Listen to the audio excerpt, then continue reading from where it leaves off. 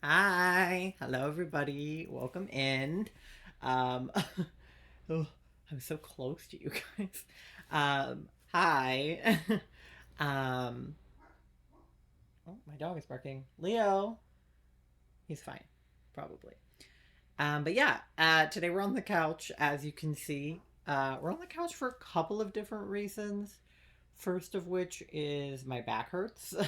I don't know what I did to it, but I fucked it up real good. And sitting upright in a chair is painful.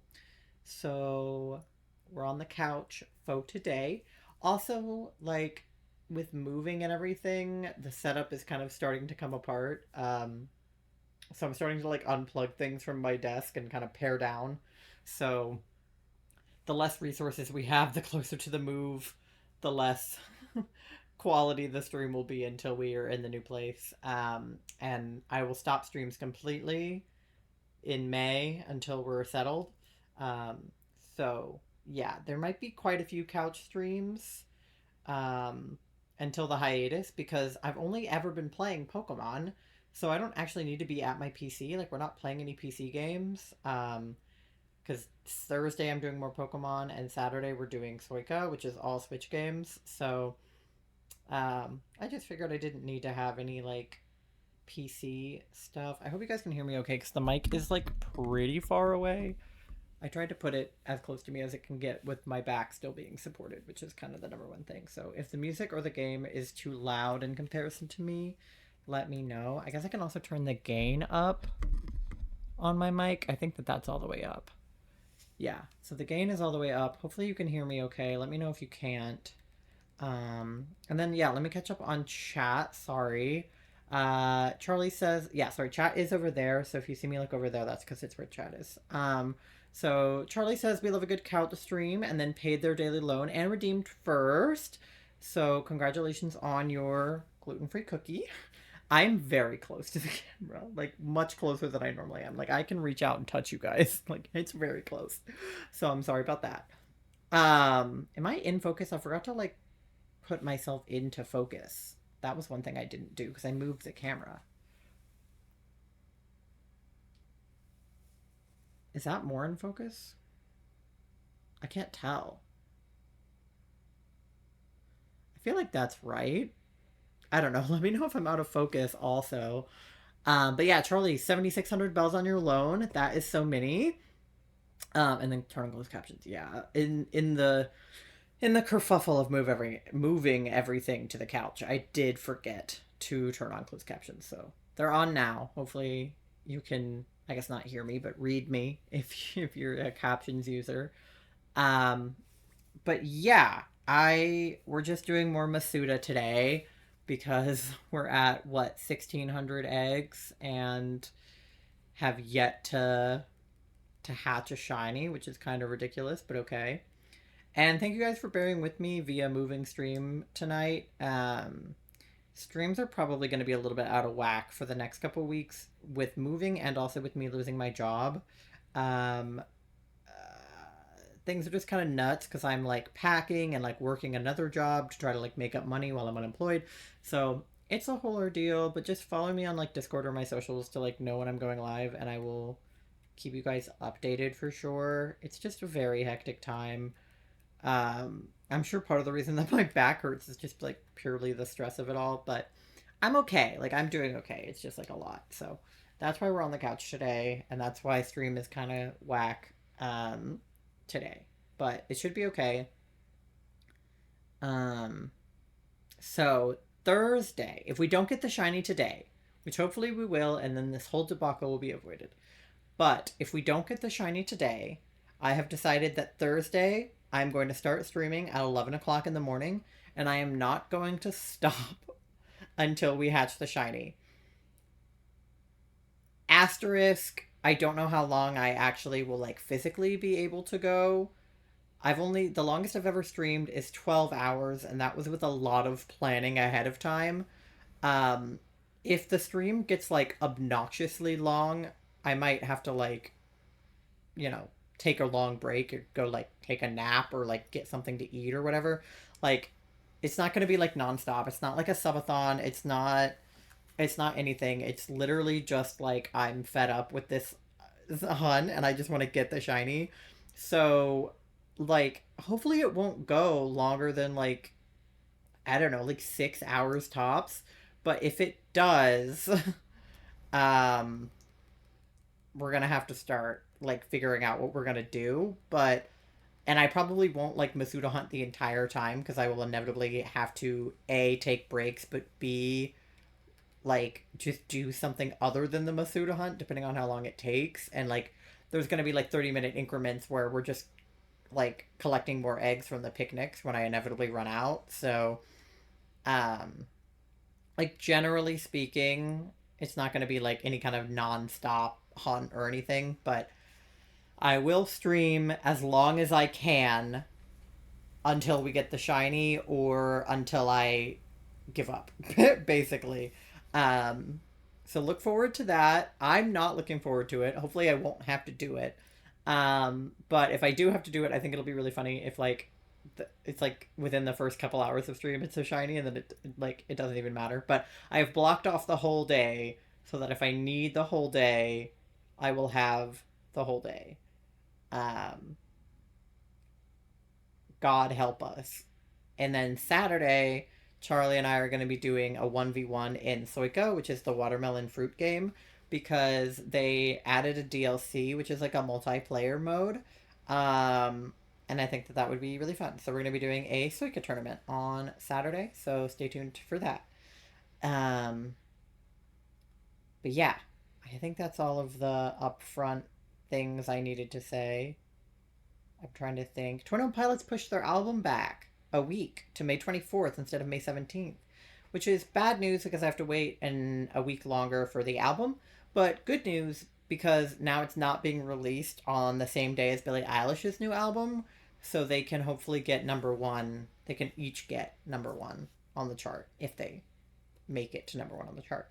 Um, but yeah, I'm like kind of thirsty, but we don't have any Gatorade left, so I have nothing to hydrate with whatsoever. Um, except for like week old lemonade, which I'm not gonna drink. So yeah, I'm trying to think of if there's like anything else. Um, I'm collecting eggs right now because I didn't get quite enough before stream. And you'd think like, God, I had all day, but I've been just pretty much laying down and resting my back all day because it was just like it's so bad. It like it's just like this like really pinchy pain in my like left shoulder and sometimes my right shoulder that is just particularly really annoying. And I don't know why, but yeah. So I'm just grabbing a few extra eggs before we start. I don't know how many I need because we're at 1600 now. So I would like to get to 1750. I mean, 1800 would be the goal. I just don't know if I can hatch 200 eggs in one night. Like, I don't know if I have that much stamina. Um, but I'll grab as many eggs as I can from here, and hopefully that will be enough. I don't know. I don't know how many we'll be able to get to because I'm hoping to go for like 3.5, 4 hours tonight, depending on how my back feels. If I have to give up, I'll give up. But I'm also not above laying down completely on the couch and streaming horizontally. Like I'm not above that. Um, because I want to get this fucking egg. So like as long as you guys can see and hear me, I'm not concerned with how I look today. Like I did not put any effort into my appearance today. No makeup, no nothing. I'm wearing pajama pants. Like today is a really low key day. Like very very low key. Um, because it's pretty much all that I can handle right now because it's been such a hectic week. But I like being able to stream. It like it adds a little bit to the hecticness of a week because like it is another thing that I have to do, but I also really enjoy streaming and I really enjoy like playing Pokemon and it calms me down a lot. So and it'll hopefully if nothing else just be a distraction from how much my back hurts. Um so I'm happy to do it, even if it means that I look like a crazy person while doing it. But like, that's okay. I stream to like one person. It's Charlie half the time, and Charlie will look at me pretty much no matter how I look. So, um, it's fine. But yeah, I'm just grabbing some bonus eggs. I did some Herba raids last night with Kathy Sunny, because she was doing some on her stream, and I joined her for a good few of them, which was much needed because if I want to get any more shinies, I'm never Masuda hunting again. Um, so I'll need Herba if I want to do any like regular shiny hunts. I didn't get a ton. I got maybe like 5 pieces or something, which is like obviously not very much at all, but I only played for like an hour or two. Um, cuz I had to make dinner. Charlie and I baked a cake last night for pretty much no reason. Um, I'll show you guys pictures. I have pictures of the cake that we made. But I ended up baking the cake in the middle of of Sunny's stream, so that's why. But we made like a funfetti cake. You guys can't see because it's not really in focus, but there she is. And then we iced her. So yeah, we made a cake. It's gluten free and it's kind of bad, but it's also kind of good. Oh, and I've been posting a bunch of new stuff on our shop. We did a 1K celebration. Whoa.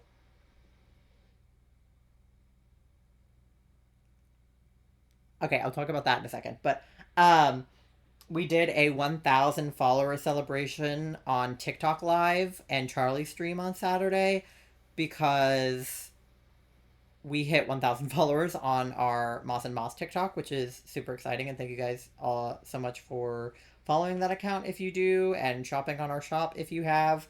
But we have some new products that I was posting. So our third moth made these like really cute fruit cow earrings. So there's strawberry cows, blueberry cows, and plum cows, and they're super cute. So we just put those up on the shop. I would definitely recommend giving them a purchase if you have the time, you have the money. They're a little bit pricey, low key, but they are literally handmade from clay. So, like, I just mean pricey in comparison to our other products. I think that they're priced correctly for the item, but they're pricey in comparison to like candy bead bracelets, which are like $4. But the reason I went whoa is because I have an email from the Dan Howell shop that leads with "Hey Ty," and I was like, whoa, uh, excuse me, that's my name. I know that they just like take the name that you use when you buy stuff from their shop, and it's like an automated email. But I was just like, Daniel Howell knows my name, which is obviously not true, and he's not the one sending the emails for sure. But I just thought that that was really funny anyway. Um,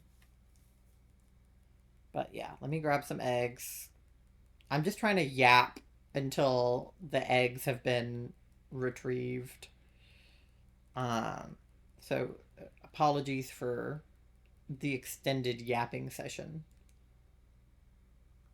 I don't know how many I have right now, but because it takes like 30 minutes to do a full picnic, which is, I don't want to spend 30 minutes just like sitting here yapping, but I want to at least get, the number of eggs that we're looking for. So I'll give it a few more minutes. Um, I might go get myself something to drink real fast because I am kind of thirsty and I don't have anything to drink in here at all. So I might go get myself a drink and then I will be right back. So I'll switch to the other screen so you guys have something to look at. Okay. There we go. All right, cool. So just watch my eggs for me, okay?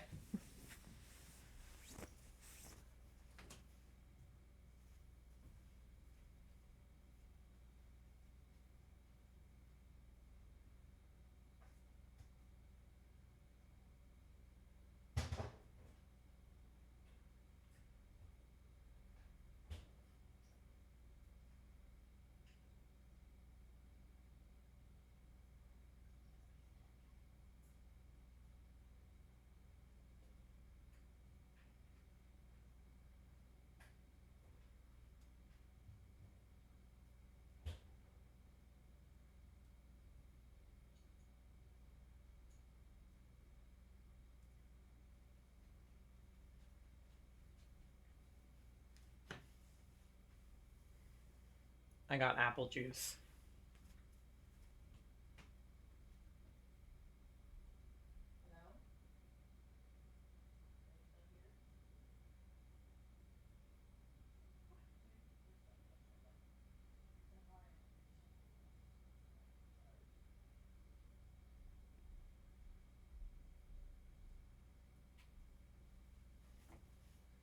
Okay. I got myself some apple juice. I went into the bedroom. I'm here, lol, sorry. I bothered Charlie real fast because I was like, where did you go? They said one thing in chat and then disappeared. Egg time, so true. But I went into the bedroom and Mandy has been... Hold on. Okay. Mandy has been sitting in a laundry basket in our room and like napping in it. And when I walked into the room, I knew she was in there, but I wasn't thinking about it. And so when I walked in, I just felt something on my leg and I looked down and she had stretched her paws out and touched my leg because she's super cute. So, yeah, I'm just grabbing eggs from here because I didn't have enough at the start of stream. So I'm just grabbing the extras. Oh yeah, I need to turn the sound on for the Elgato. It's muted right now.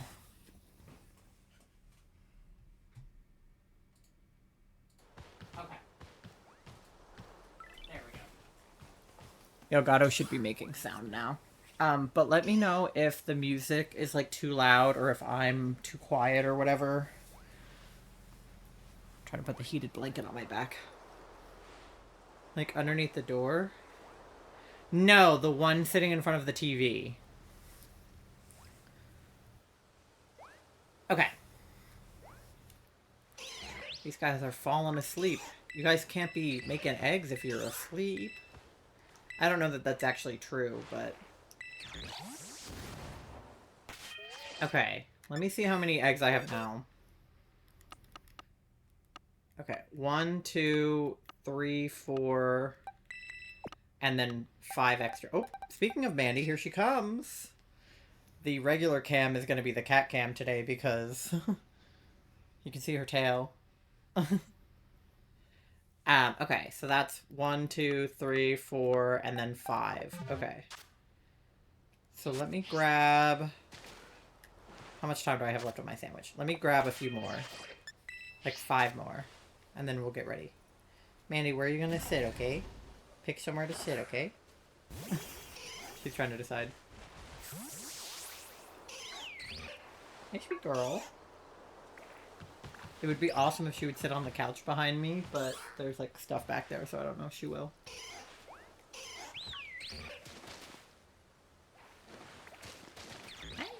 Oh, she's on my lap.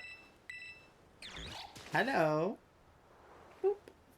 She's so cute. You guys can't see her, but she's settling on my lap right now. Oh, and she's making a biscuit in my thigh. Okay. Your nails are so sharp, Girly Pop. I don't have like a blanket on my legs. Normally if there's a blanket, it doesn't hurt as much, but there is not a blanket, so she's just clawing straight through my... I'm sorry, Mandy. I need a blanket if you're gonna do that. Of course, now she's gonna leave as soon as I put a blanket on. She was being very cute, but she was, in fact, hurting me. We need to cut her nails.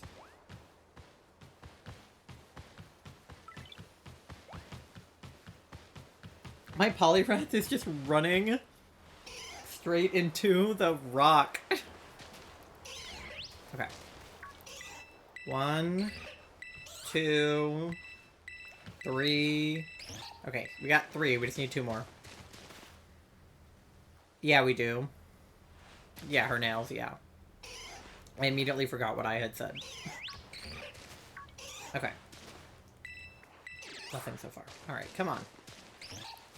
You guys, make an egg. There we go.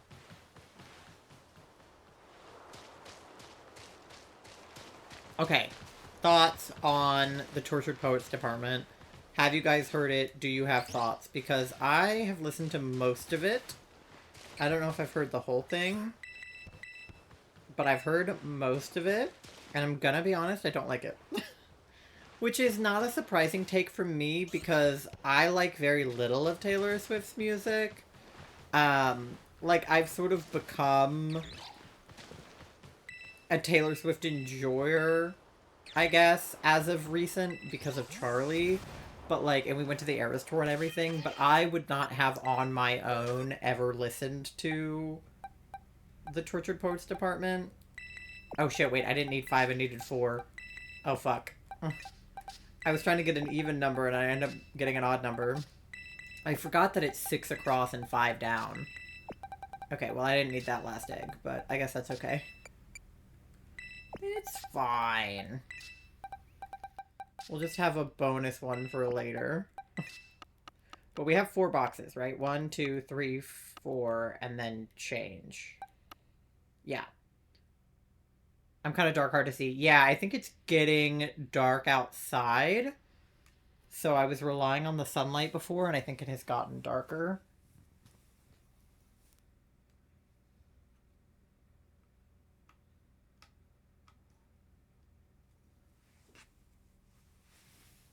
That should be better. I just didn't want to be, like, overexposed when the sun was out. But I think it's better now, perhaps. Okay, so 4 boxes is 30, 60, 90, 120, and then this is 130. Okay. So that's much better. Yeah, I just turned the ISO back up. I had it down, but I just turned it back up. Okay. So, batch 1. And we have, I think we still have a little bit of egg power sandwich left. Yeah, 7 minutes. So they should hatch a little bit faster for the next 7 minutes. But hopefully we can get a shiny and we won't even need more, and it won't matter that I have an uneven number. Oh, Mandy is back. And I ran into a deerling because she distracted me. Mandy constantly makes me run into Pokemon because I get distracted by her. She is just so cute.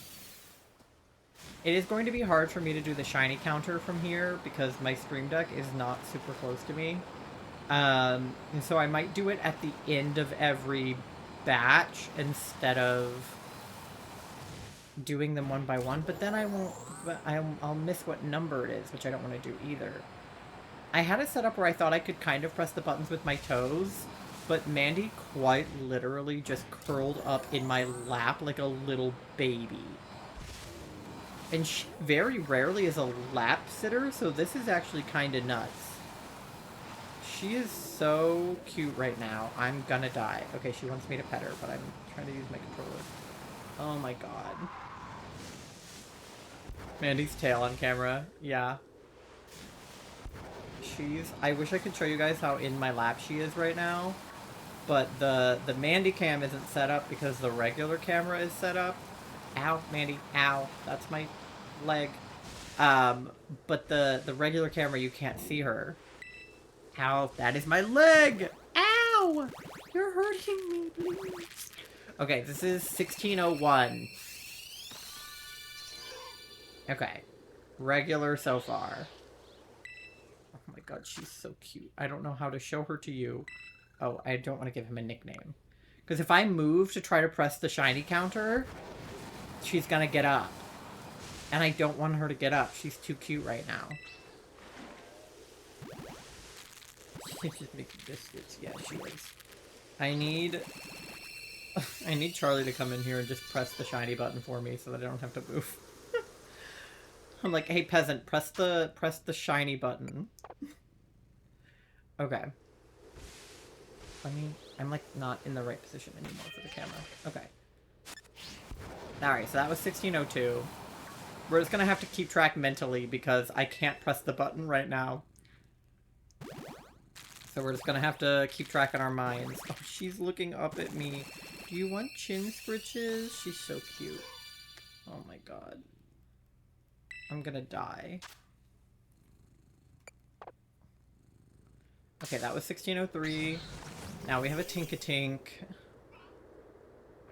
Or a Tinkatuff, or whichever. Oh my god, she's like rubbing her head against my hand so that I'm, like, forced to pet her. Yeah, Charlie, you'll just be the counter, okay? You just have to keep track. Okay, this is 1604.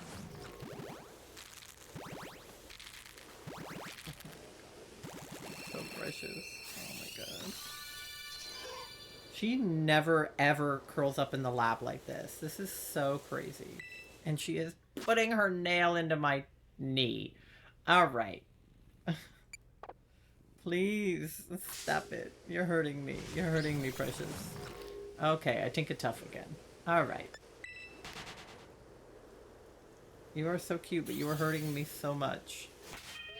Alright, one more. Whee!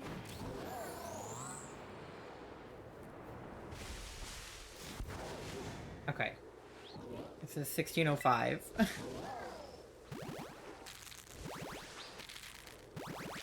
I should have put my other leg out so that I could try to press the stream deck with my toe, but the leg that is curled under me is the leg that Mandy is sitting on.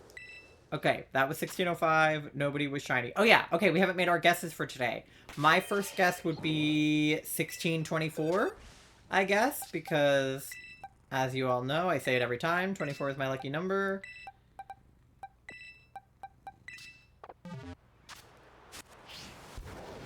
Okay. She's just absolutely destroying my knee right now, but I can't. I'm not allowed to care because it's too cute. I wish I had the second camera set up. I just didn't think that she would sit in my lap. Because she never does. Oh my god. She just bonked her head against my hand again. She is so cute, you guys. I can't, like, I don't want to move the camera because I don't know if I'll be able to get it back into the position that it's in, but I need to show you so bad. 1616 is my guess. That's a good one. I also make guesses like that. 1666 is also another good guess, but that won't be for a while. Ow, she's putting a hole in my knee. Oh my god, you're so cute, but you are hurting me. Okay. I don't know what to do. You guys, I am at an impasse right now. I don't want her to, like, get up if I try to show you. I can't reach. I can't reach too far. I can't reach without getting her to get up. God, your nails are long, girly pop. Oh, man. You are... You guys are missing out right now. I'm so sorry. Here, I'll take a picture with my phone and then show you my phone photo. Mandy? Who is in my lap right now? She's so cute. I'm screaming. Screaming, crying, and throwing up right now.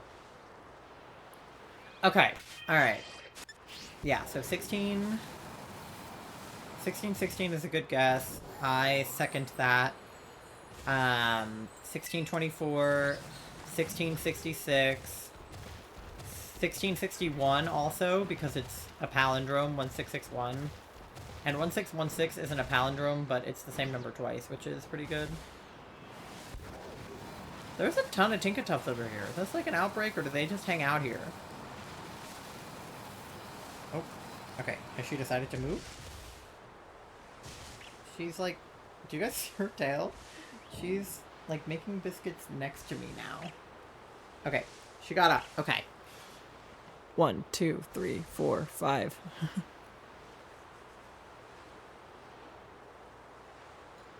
Okay, now I need to set up the Mandy cam in case she comes back.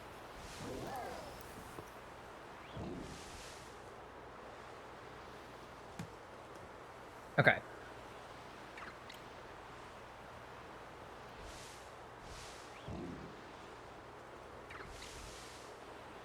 Okay, there we go. In case she comes back, we'll be prepared.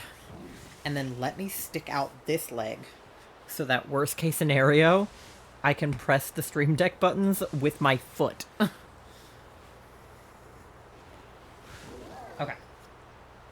And then she won't come back for the rest of the stream, but at least we're prepared in case she does. Okay. 1648, that's another good guess, Charlie, and very typical of you to guess that, because Charlie likes numbers such as that. I can, like, almost reach it with my toe, but I'm worried I'll knock it off. I don't know. It's fine. We'll worry about that later. I think she's asking me for dinner now. That makes sense. It got too late, and she was like, I was comfortable, but now I need food in my mouth. Well, maybe after dinner she'll come back.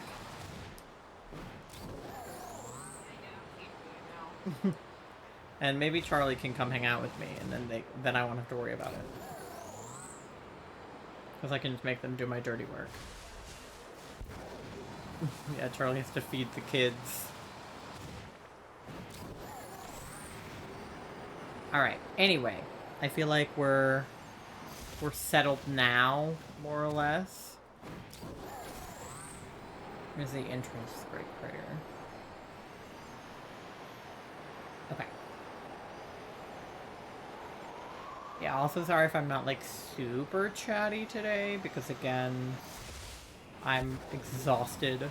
Me and Charlie went up to, like, Baltimore, or, like, kind of Baltimore adjacent Maryland, yesterday, because they had a doctor's appointment at Johns Hopkins, and the appointment actually went really well, but it was just, like, a drive to get there and back. It's, like, an hour and a half to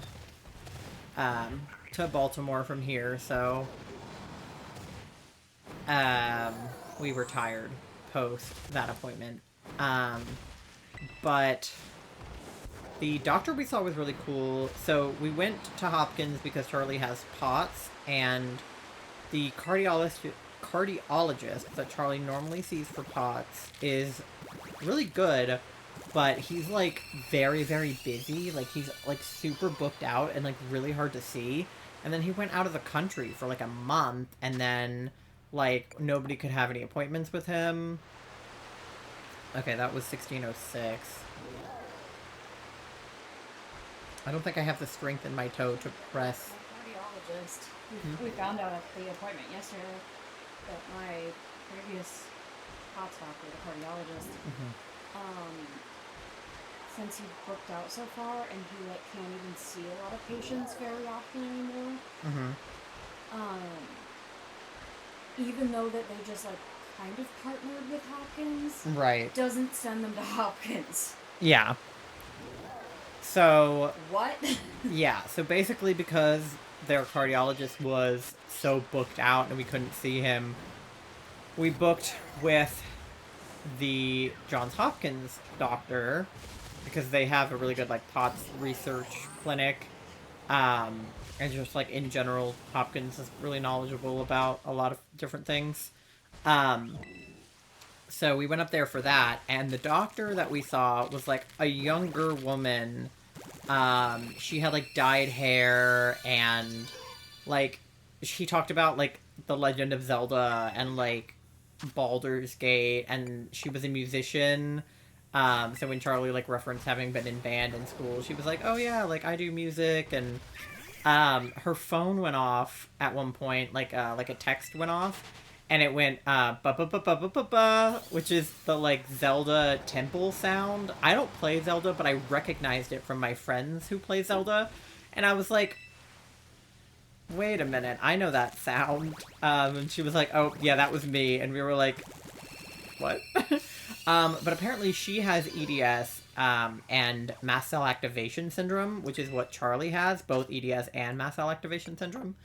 And then there was a nurse who had, POTS. So there were a lot of people that shared Charlie's diagnoses. And at the, like, very beginning of the appointment, she was like, I'm not going to gaslight you. Because doctors love to gaslight people. And tell them, oh, like, you're not sick, it's just in your head. Or, it's not this, it's actually this. Or, like, what have you. But she was like, This is a gaslight-free zone. Like, I'm absolutely not going to medically gaslight you. Which seems like a really low bar, but it's a good thing to hear because so many doctors will, in fact, gaslight you. Huh? What? Andy finished her dinner already. She finished it already? Oh my god. Yeah, sorry, I cannot hear. These headphones are, like, very noise canceling. And Charlie is in the other room. But, anyway, yeah, seems like a low bar, but honestly, it's not when you... She's just licking an empty bowl now. Mandy's a freak. I'll tell you what. Okay, I'm gonna see if I can get this to be in a way that I can actually do it with my foot.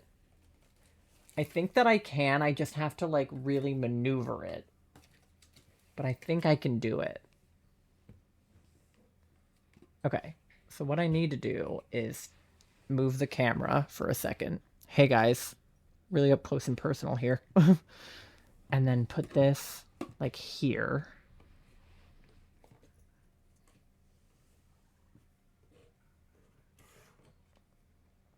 Okay.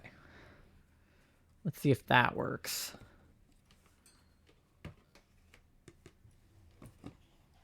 I don't know if it will or not. The problem is the cord is, like, not quite long enough to do what I want it to do. But I feel like I can,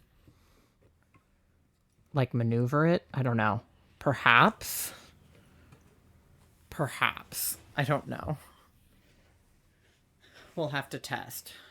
Okay, now the question is the camera still in a good position for you guys to see me well? I think yes. Now the question is, can I press the shiny button with my foot? Yes! I just did it! Hell yeah. Okay, I accidentally pressed it too many times, because now it's at 1611, but... Hello. Hi. Are you gonna I sit? haven't really eaten since breakfast. Come so- sit on this side of me. Okay, I'm not hungry, but I should probably eat something. So I'll just have my 4 chicken nuggets. Charlie has 4 leftover chicken nuggets from dinner last night. Okay. Oh yeah, should definitely drink an ensure today if I'm not gonna eat much. Yeah. I told you earlier you should have one. Yeah. Oh there.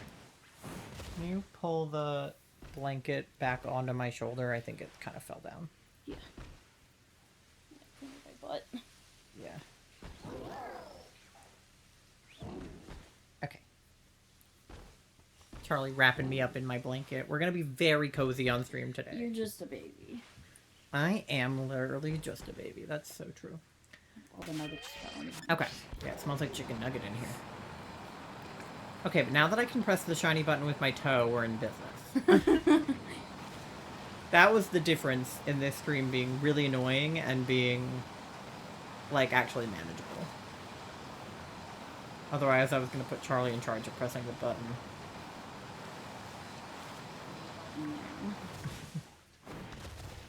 Yeah. So, just know that we're at 1610 and not 1611, and as soon as I hatch number 1611, then it'll be fine. Maybe I'll sit here and ball my yarn. Yeah.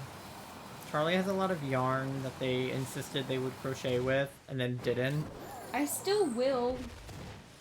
I know, but instead of crocheting with it, they've just been putting it into a ball, which is funny because yarn already comes in a spool. Yeah, but it's actually not that easy to work with at a spool. It's not, but what people do a lot is they, like, Or a skein. They unskein their yarn, and then they ball it before they do anything, but Charlie will just do that and then nothing else. Because they also got a huge, like, cake ball of yarn from Michael's to do a blanket with, and then gave up on the blanket, and then just is still balling the yarn, and it's been years. not literally years, but it's been a year at least.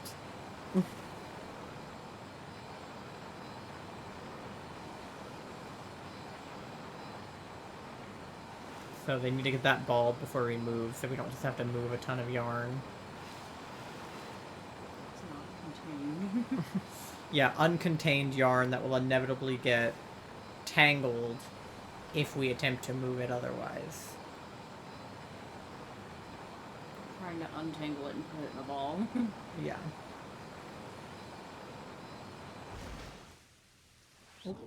Okay, this is number 1611. I'd be okay with this one too. Oh, there's a goat. Hello. Goat butt. Hello, goat. Excuse me.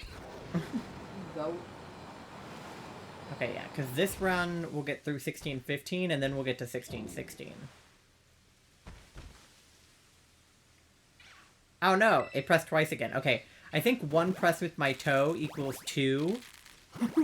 But one press with my... Oh, Mandy's back. Hold on.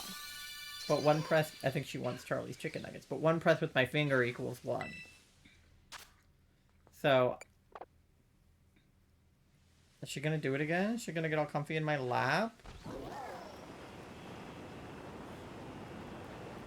Oh?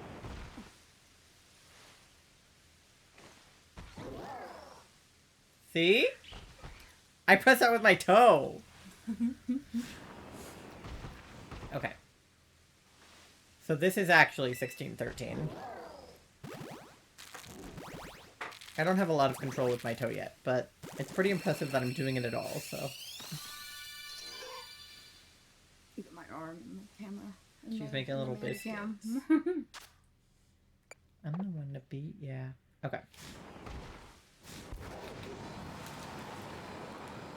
Whee! Alright, let's see if I can tap it with my toe. With Mandy on my lap.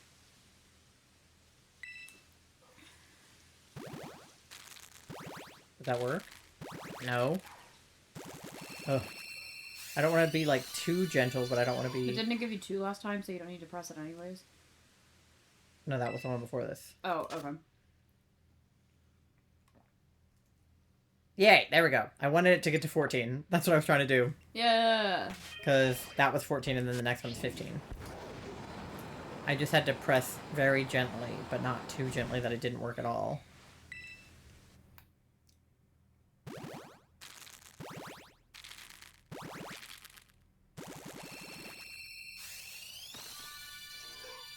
Okay, it didn't work that time. Come on.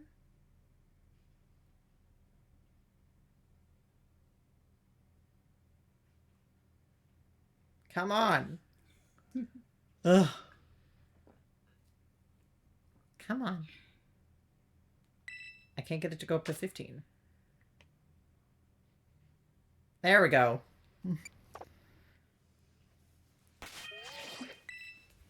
I'll figure it out before Thursday because it's going to be a long stream Thursday if I can't get him today. But it would also be ridiculous if I don't get him today. Alright, so the next one is 1616, which is Charlie's first guess. So, fingers crossed, because I also agree that that's a good number.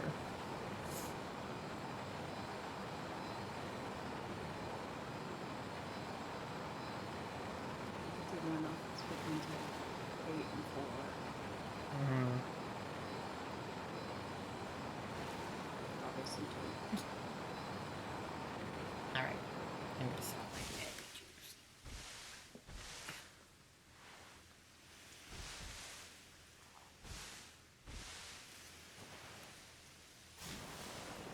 Sure, because I'm 80. Ah! Goats. I went around that one. It's okay, the vanilla and sure tastes like Lucky Charm milk. Yeah. I had approximately 1 sip of one of those, and that was the conclusion I came to.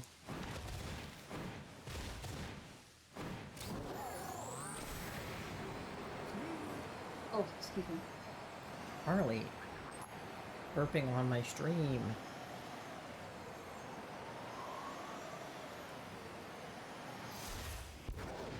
Alright.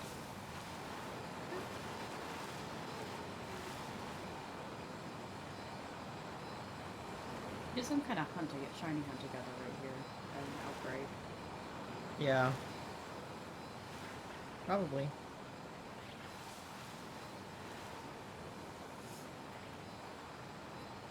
Trying to figure out what I want to shiny hunt next after this. Because I'm trying to get all the shiny frogs, right? So I have shiny Toxicroak. I have shiny Bellabolt. I'm working on shiny Politoed and Poliwrath. I want a shiny Greninja, but that would mean doing a Froakie shiny hunt, which might be hard. Yeah, there's probably occasional outbreaks of them in the terrarium, isn't there? Yeah, there are, but they're hard because their shiny looks exactly the same as the regular. Oh. Which is the exact same problem I'm having with Poliwhirl. There are Poliwhirl and Poliwag outbreaks, but the Poliwhirls are harder to come by, and the Poliwags are hard to tell apart. Yeah. Okay. Did that work? No. Okay. Trying to find the sweet spot in pressure. Okay, there we go. That was it. It wasn't too much that it went to 17. So that was 16-16. Wasn't shiny, so... When she does that thing where she just, like, flops herself over your leg. Yeah, this isn't what she was doing earlier. Earlier, my legs were crossed, and she was curled up in my lap. Aww. Which, this is something that's more like what she normally does. Her, like, actually sitting in your lap like a normal cat was actually really weird. She never does that. She likes to sit on top of you, not, like, in your lap. Yeah, I'm sorry, I don't know what you want to do for dinner, but I think those 4 chicken nuggets might be all I can handle for a while. Okay,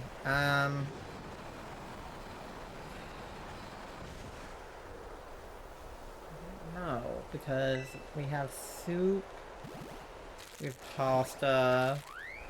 Oh my god, wait, the dolphin in the background? Yeah. And then we have... I could probably just do rice with, like, yum yum sauce and just not put tofu in it. Or put half the tofu in it and then save the rest for you later or something. Yeah. Like, if I'm able to eat anything else tonight, it's gonna be a small piece of cake. Yeah. So I can probably just have some microwave rice with yum yum sauce on it. Or something.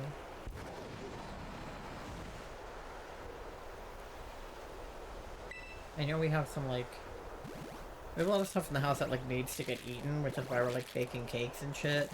I know we have, like, canned carrots and stuff like that that need to get eaten, so... And, like, baked beans, but neither of us can have baked beans, really.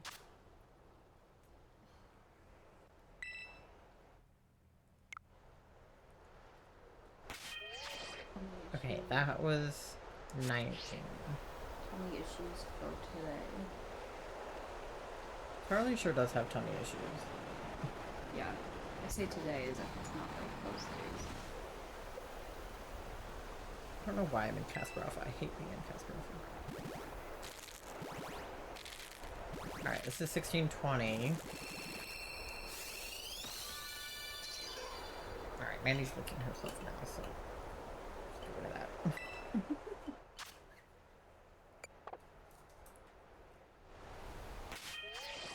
Okay. Once again, no shinies, but am I surprised? No. My guess is no. That's why I'm worried about doing this, like, stream doesn't end until we get a shiny, because, like, literally how long could that go on for? Oh my god, there's a Lechonk outbreak. Because that could quite literally go on for, like, a whole day. It shouldn't, but it could. Lucario outbreak. Drabibi outbreak. Drabibi! Let's go see if there's any pink Drabibis. I love Drabibi. I already have a shiny Dragonite, but... I love pink. I need to, like, sit up. I'm, like, starting to shrink out of camera. Because originally it was too low. When I put the camera on originally, I just had it on, like... I'm afraid Mandy will move, but I gotta adjust. Girly pop. Okay. The camera originally wasn't up high enough, and it was shot, like, directly at my chest, and you couldn't see my head at all. Hi. Hi. Hello, chat. It's me, Charlie. Hello, Dratini. Hello, Dratinis. Are any of you guys pink? I'm pink. Me, like, trying to get to phase 8 in my hunt. I'm, like, looking for pink Drabibis.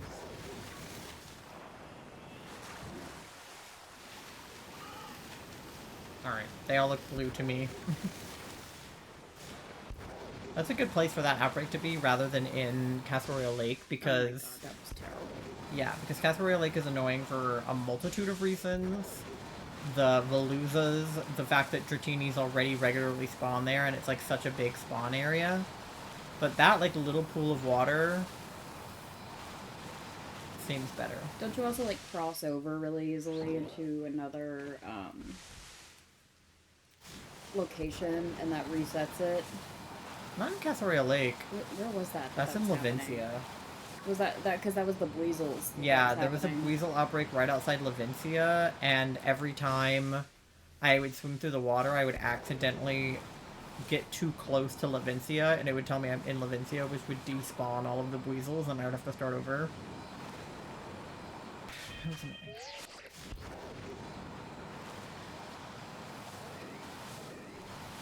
Bear. Bear. Think of that TikTok I heard you watching earlier that was like, if you're in the forest, would you rather see a man or a bear? That's been like the recent like discourse on like Twitter and TikTok, which is like, we asked 100 women if they would be more scared of a man or a bear in a forest, and almost all of them answered man. I would probably say the same thing. Yeah, and that's like horrifying. Because, like that girl was saying, a bear's supposed to be there. Yeah. What's this random man who is now creeping me out doing here? Yeah, and they're like, no, he's not like a psychopath. He's just a regular guy. And it's like, how do you tell? Yeah, but it's like, how would I know that? I can't tell from a distance, and I don't want to get close to him, you know? Yeah, if you're just on a hike in the middle of nowhere, like, what's this guy doing here? Yeah. I think what she said was like, did he follow me? Yeah, I mean, like, it's not inherently concerning to see somebody else. Like, if you are on a hiking trail, there's gonna be other people there. Yeah. Like... But if you're just in the middle of the woods, even, I don't know. Wait, did it just...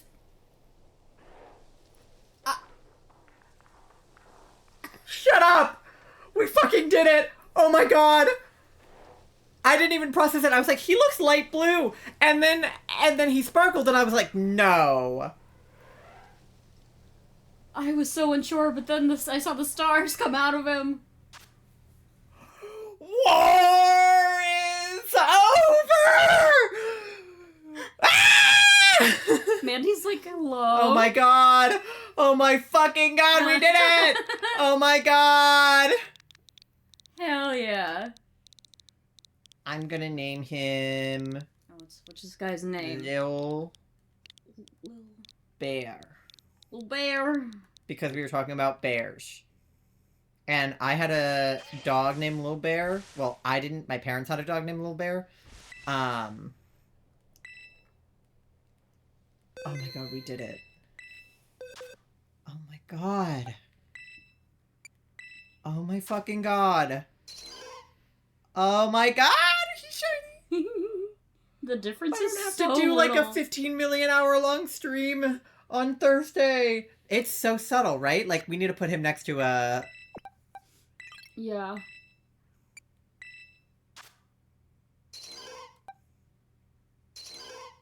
Like... If I wasn't comparing the two, I would have never fucking noticed. Okay, wait, what egg was that? This is the not shiny. That was the first of the next batch, so 1621. was it? 1621? You didn't even get to your first guess. Yeah. 1624 would have been in this batch. So nobody was right. Hell yeah. But I don't even care. Oh my god. Finally. Okay, well I have all these other Oh my eggs that I God. will probably hatch. Just to make sure there's not a second one anywhere in here. But let's level up Little Bear and get him evolved to a Polytoad. I need to trade with you for him to turn into a Polytoad. I need to give him a King's Rock. Oh, my Switch is not in here. Yeah, so can you go get it while I level him up? Yeah. Give me a sec to... Okay, so I don't know what level Poliwrath or Poliwhirl evolves at. Let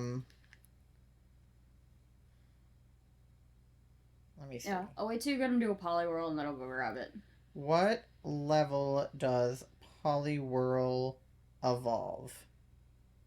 Level 25. Okay. Well, let's just feed him some extra large candy, I guess.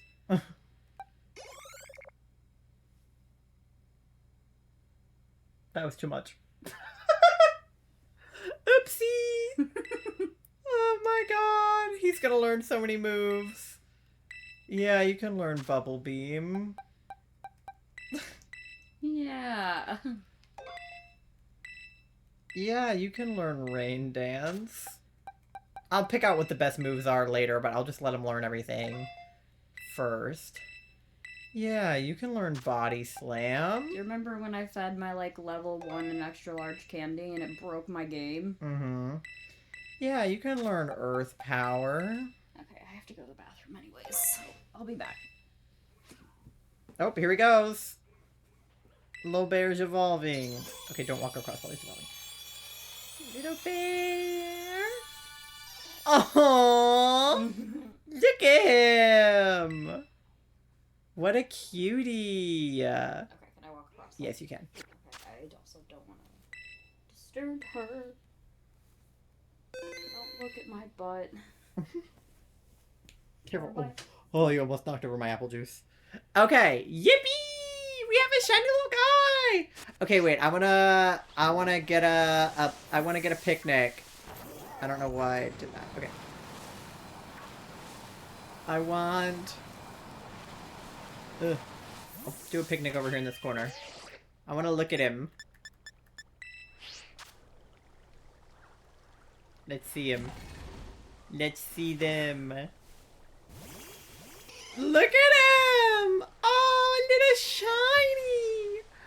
Oh my god, I can't believe we did it.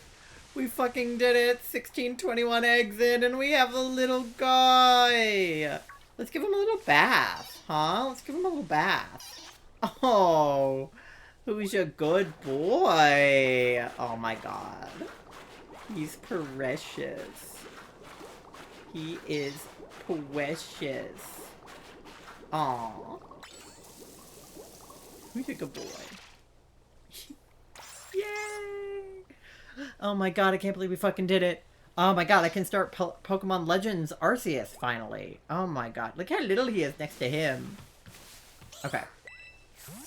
I also want to see him sparkle now that he's a Poliwhirl. Let me swap him with my Poliwrath and then go, like, encounter something. I don't know what level the Pokemon are right here, so hopefully he's not, like, gonna get wrecked. I just want to see him sparkle. Oh, wait, he didn't. It was hard to see. And also the Pokemon is level 50, so I'm scared. I didn't get to see the sparkle because of the angle. Okay, wait. I want to see him sparkle when he comes out of the thing.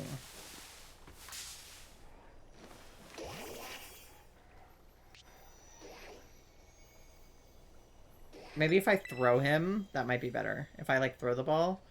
Oh no, I can't get away. Oh god. Ah! That hurt.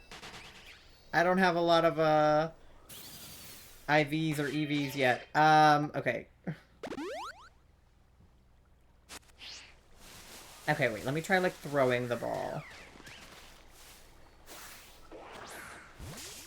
Will that work?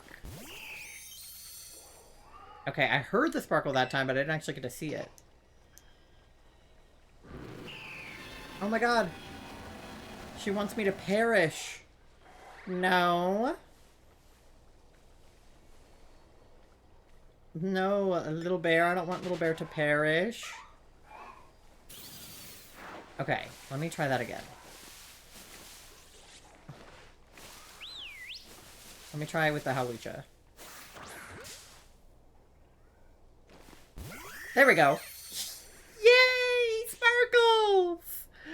He's so good. Okay. Why can I not get away from any of these goddamn fights? Jesus. He's so cute. Okay, so we need to give him a King's Rock and then trade him to evolve him into a Politoed. So... let me, like, get out of here. These guys are freaking me out. Okay. Do I have a King's Rock or do I need to go get one is the question. I can't remember if I have one on me. King's Rock. I feel like I do have one, but I don't remember for sure. I do. Okay.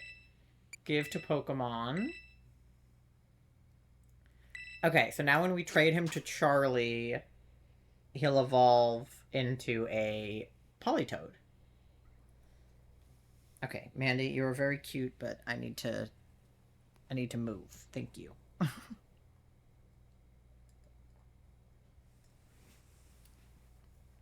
Okay. I'm so fucking stoked about this, you guys. Okay, now I'm like sitting up too much. I need to slouch just the right amount. Okay. All right. Switch has to update first. Your Switch... oh yeah, mine had to update too. Okay, well let's, in the meantime, just hatch some of those leftover eggs. Let me put my Poliwrath in here. There's my Jelly Bean. Because I know those other 4 eggs are basically already ready to hatch. These won't count toward the counter, obviously, because we already got the shiny, but I just want to hatch them just because while we wait for Charlie's Switch to boot up. Because, like, a double would be cool. Hawlucha, what the fuck? It would be so funny if they were, like, back-to-back. You're like, what? Where have you been all this time? Charlie's online playing Pokemon Scarlet? No way! And yeah, now Hawlucha ran this. He's ready to fight. Look at that little guy. I should have given him the Pokédoll, because now Hawlucha's gonna kick him and he's gonna die.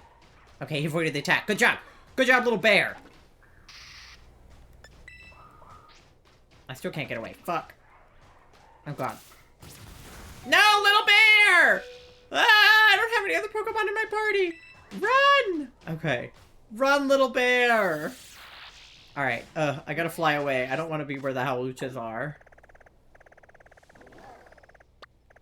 Let me come down here where it's safe. And the Pokemon are like level 2.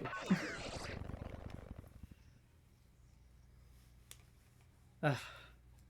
I'm so glad I'm free now. I didn't know how I was gonna react when we actually got the shiny, but because we were just like mid-conversation about something else, I was just like stunned. I just like sat there in silence and watched it sparkle. Okay. Alright, cool. Charlie's... oh, ad is starting in a minute. Okay, hold on. Let me just hatch the last 3 I have. And then we'll trade.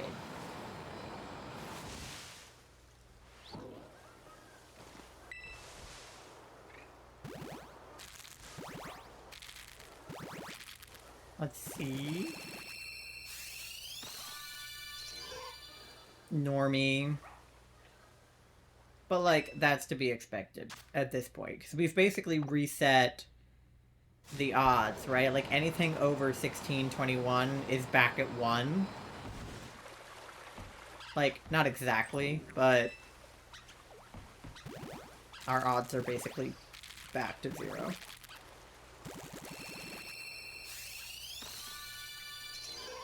Okay. I'm glad that I could kind of tell, but I still had to wait for the sparkle to be sure. I was just like... Because sometimes they look like blue and it's just the lighting. So... Oh, what did I run into? Oh. Little guy. Oh. Now I can finally edit together like a 10-hour long video of me getting that shiny. And of course it happens when I like look trash and I'm sitting on the couch instead of when I'm sitting at my chair. It would happen when I like put 0 effort into my stream. Why is there a ladder here? And I just climb up onto like the edge of the... Oh, I guess there is a... Oh. Charlie looks like they're about to kill themselves because they're standing on the roof of a building and there's onlookers. They're all gonna be like, Charlie, no, don't do it! Okay.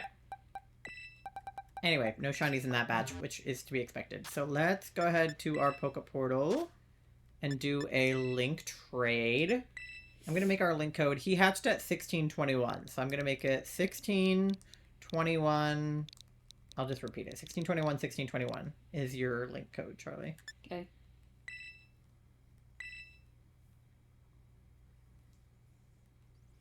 I know I said K, but it sounded like I said gay.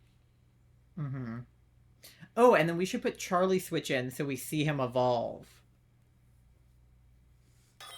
Once the trade starts, I'll switch the switches.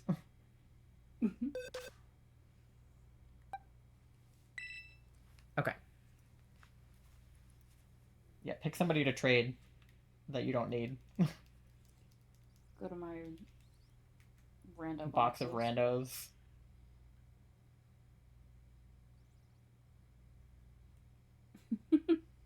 Okay. So grab your Joy-Cons. And then so you guys can see the trade happen on Charlie's screen. Because it will evolve on my screen. Yeah. Because I want to see him become a shiny Politoed. Nice pants. You have nice pants, bitch. Charlie and I are wearing the same pants. That's a joke. Ah! Ooh, I almost spilled my own happy juice. Baby! Oh, your music is on. So now there's like double the music. Hold on.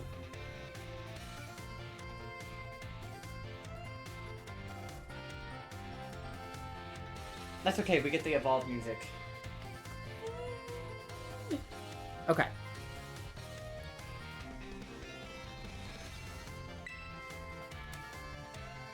Oh shit. Because he's in my party, it won't let me... Do we need to exit and redo it? Yeah, hold on. Because he's the only Pokemon in my party. Oh, yeah. So it'll get mad at me if I trade him out. Okay. Okay. Let me go back. Oh, she's back. And he is back. Okay. Okay, ready? Yeah. I'll have to get up again in a minute to switch them back, but I want to make sure I'm visible for the trade. Do you want matching pants? Okay, try this again. Take 2. Okay, so I will trade you Little Bear. And I'll take your Corphish. Okay, sure. Why not? Okay, Look at him, he's so precious! He's just a little guy. Look at that face. Yeah, we get to hear the evolved music. Ba, ba, ba, Bye, ba, Corphish. ba, ba, ba.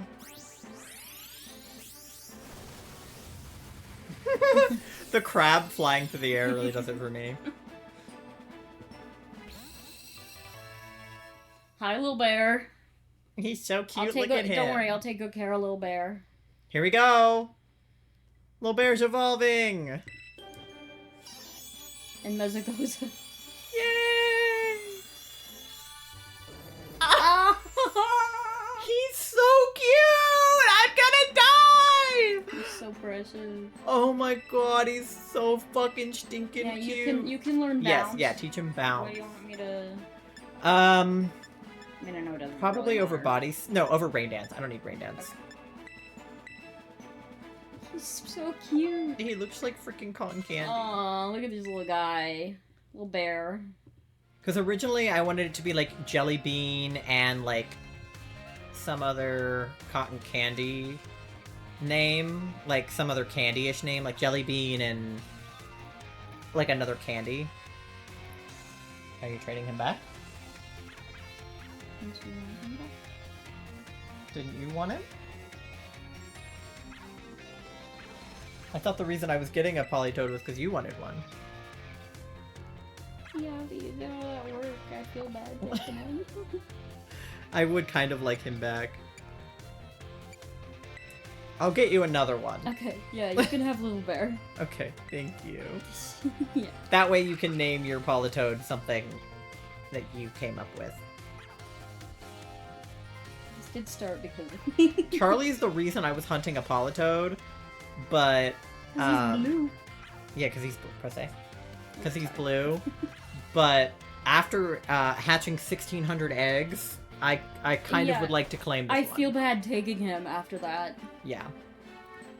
I'll do an outbreak hunt to get 2 more. One so that you can have a shiny Politoed, and one so that I can have a shiny Poliwrath, because I still want a green Poliwrath. But I gotta put him and Jelly Bean next to each other and take a picture. Yeah, no, you take Little Bear. You deserve Little Bear. Thank you, thank you.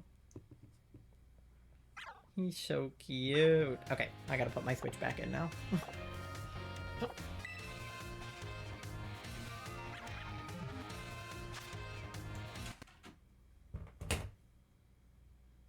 Hello. There you go. Then I can put the Spotify back on, and I'll run the ad.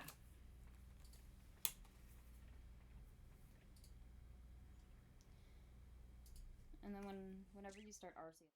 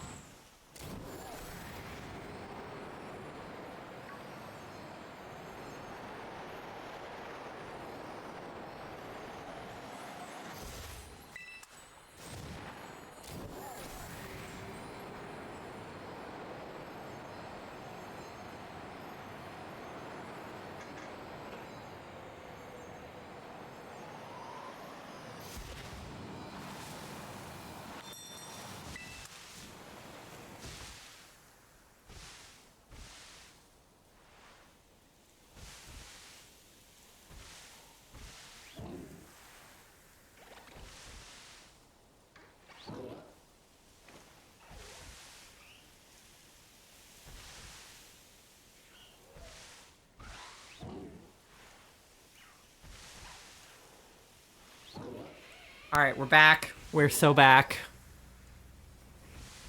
We did it. Okay. So, I guess I can take the...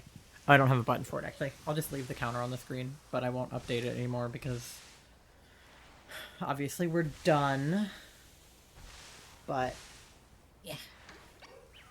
Get myself comfy. I was gonna take pictures of them in Kitakami, because that's where, like, they're born. But, it's still dark out here, so... I'm just gonna hatch the rest of the eggs for funsies and for bonus. But... I do want to still do a picnic with them, just to look at them for a second. Next to each other. I think I need to go back to our room. Huh? I think I need to go back to our room. Go back to what? Our room. Okay. Ah! Look at them! They're very cute together. Oh my god, it's us! It's literally me, the green one, and you, the blue one. Run and go away. Oh my god! They're so cute. I'm dead. I'm fucking dying. I'm dead. They're so cute.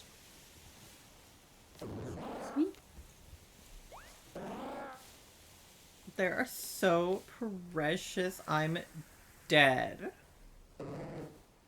Little babies. Alright, anyway. So cute. Okay. Anyway, rest of the eggs. Also, I want to level Little Bear up to 100, because Jellybean is level 100, but Jellybean is only okay stats and mild nature, and Little Bear has lax nature and amazing stats. So... I'm glad I have all these fucking extra eggs. Okay. Oh, your tummy hurts. No worries. You're good, Charlie. Okay. Yeah, so let me grab some items up here. Okay. Yippee! Yeah, so let me just, like, give him some more candy until he levels up to 100.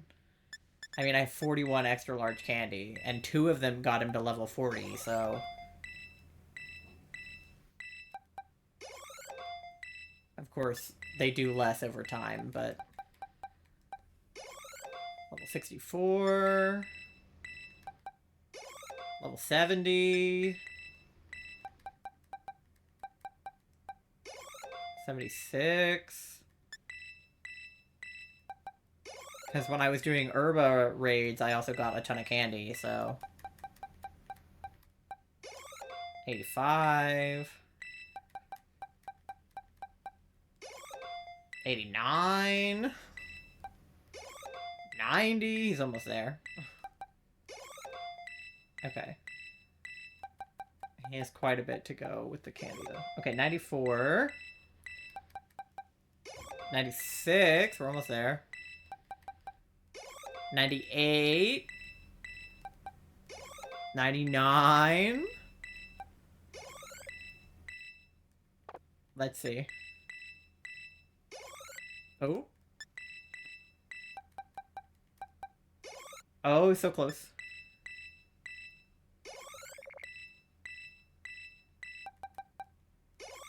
Oh, he's almost there. Let's do another small. There we go. Level 100. He's beautiful. I love him. Because Jellybean is also a boy, yeah? I'm pretty sure. Yeah. Jellybean is also a boy, so I've got 2 boys. And then my Poliwrath is also a boy. So I still need a shiny Poliwrath, a green one. So we'll have to do an outbreak hunt for a regular one. Oh, fuck. But, yeah, Thursday... the stream... Look at him! The stream that goes until we get the shiny is canceled because we have the shiny. So I'll start Pokemon Legends Arceus on Thursday, which I'm super excited about. And then we'll still do Sojourn Saturday. But I'm just so relieved that I don't have to do this anymore. I literally did like 1,000 more eggs than I was anticipating. Like, I really didn't think we were gonna go this far over odds. And just like, thank God it's over. I meant to post in Discord that I was doing this, and then I forgot. So, because this isn't when I normally stream, so I meant to, like, alert people. But nobody was here on accident. But that's okay. Look at him! He's such a baby. Kind of annoyed that I have all these eggs left, but what are you gonna do, right? Like, I gotta hatch them. Love him so much. Yeah, thanks for letting me keep him, because I did kind of want to keep him. But I said that I was doing it for you, so I felt bad to not give it to you, but I did kind of want him. We'll just learn from our lesson and do an outbreak hunt. Not for Poliwags, but for Poliwhirls. I think if you turn on, like, water encounter, if you do, like, a water encounter sandwich, you can, like, coax an outbreak of a certain type. So, like, I'm more likely to see a water outbreak if I eat a water sandwich. It's okay, you deserve him. Thanks. I do feel like I put in the work for him in particular. Alright, here we go. Next batch of eggs.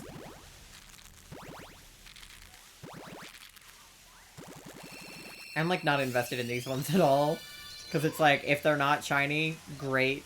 If there is a shiny, even better. But, like, it doesn't matter. Nothing matters. War's over. Because there's also, I know that there's shiny hunting that can be done in PLA. I'm not sure how to do it, but I know that there is shiny hunting in that game, so I'm interested to see, like, what that entails. See, this one looks kind of lighter blue, but not as light as the shiny did. So, it is kind of possible to tell. But I feel like it's one of those things where you can't tell until you see it. Like, if I didn't have all of the other ones to compare it to, I don't think I would have known. I think you could have shown me a picture of a shiny Poliwag, and I would have been like, that's a Poliwag. That's just a normal Poliwag. But I know in PLA they tell you when there's a shiny, like you can see overworld sparkles, and that is a huge deal for me. Because then I wouldn't have to worry about these, like, subtle shinies.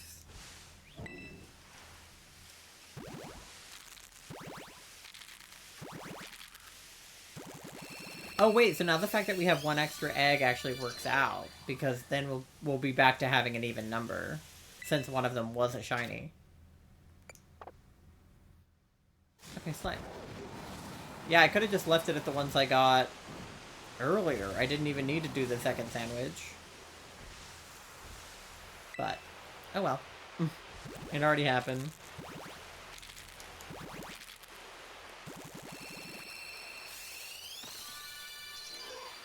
Okay, normies. Because it would be a pretty crazy plot twist for the video that I inevitably edit and post about this whole experience if the next, like, the next batch of eggs, like, if somewhere in these boxes there's a second shiny. That'd be pretty crazy.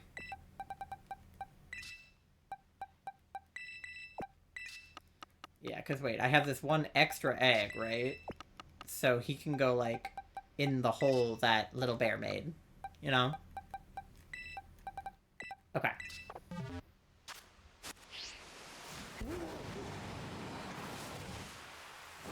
That'd be nuts, yeah. It's happened before, like a double shiny in a Masuda. It has happened. I doubt that it will happen to me, given my luck regarding going 1,600 eggs with no shiny. But, you know. Okay, wait, this is a really good place to, like, get a picture of them. Isn't there, like, a waterfall somewhere? Is it over here? I want to go to the waterfall and take a picture. Where's the waterfall? Oh, it's right there. Yeah, I want to get a picture of them at, like, the top of the waterfall. Because I think that would be nice. I can get it, like, right here. If it'll let me picnic up here. Which I think it will. Okay. Let's see if it'll let me picnic up here. Wait, not bag. Boxes.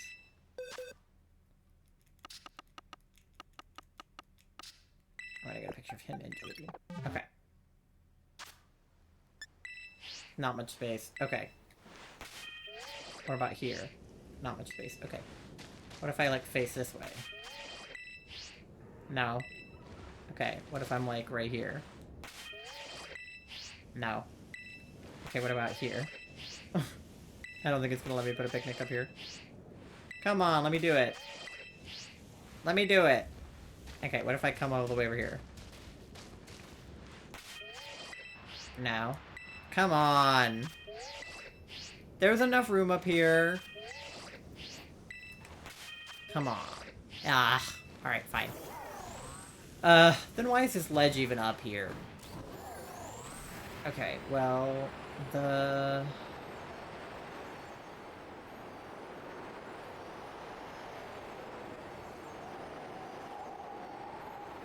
guess we could go, like,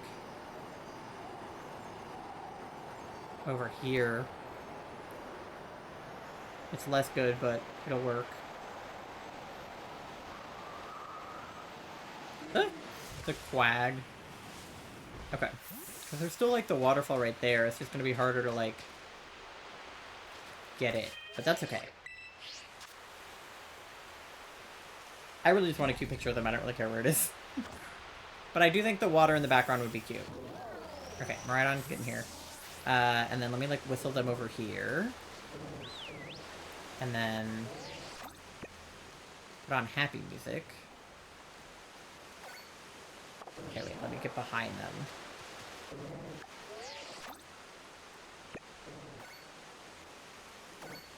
Okay, well, Jellybean is in the picture. Where is Little Bear? Little Bear. Come over here, sweetie. Little Bear. Okay, right there. Stand right there. Stand right there. Okay.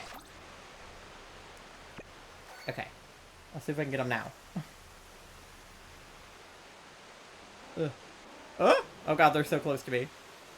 Oh, but they're so cute. Okay, wait, let me back up. Okay.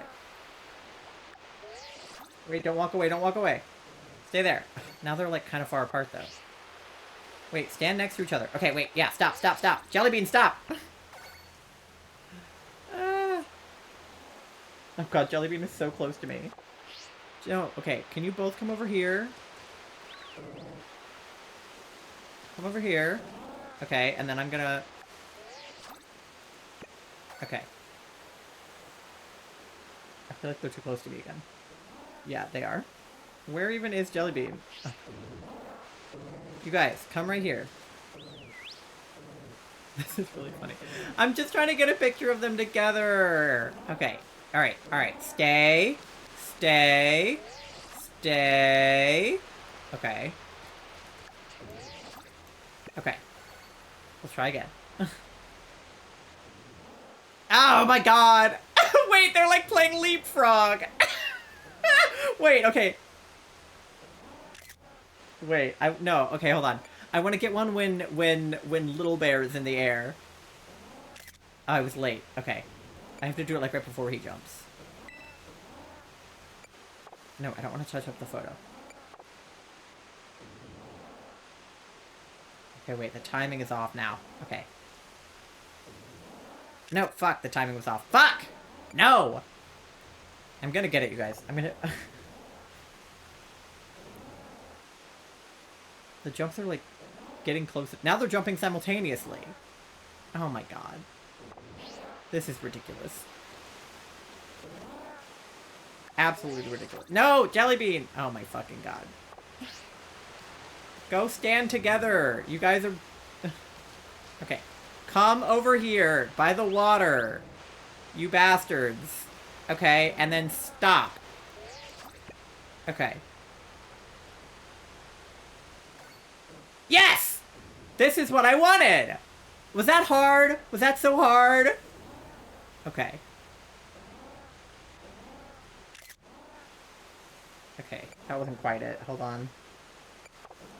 Try again. Oh, wait, they're jumping in unison now. Ugh. Jellybean, your eyes were closed. Come on, guys. Pull it together. Okay, that was almost it. There! Wait, that's really good! That's really good! Okay, wait, what does the other music do? Because that one makes them jump. Oh! This one makes them, like... they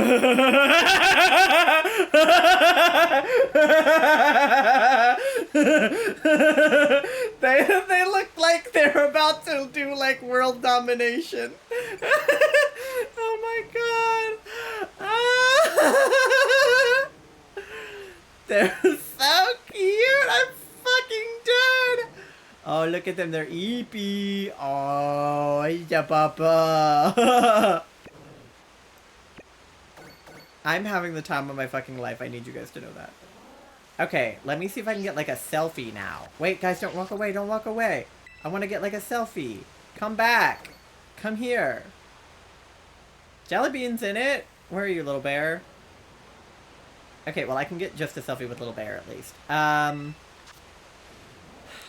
What pose do we want to do? What says I just got a fucking shiny?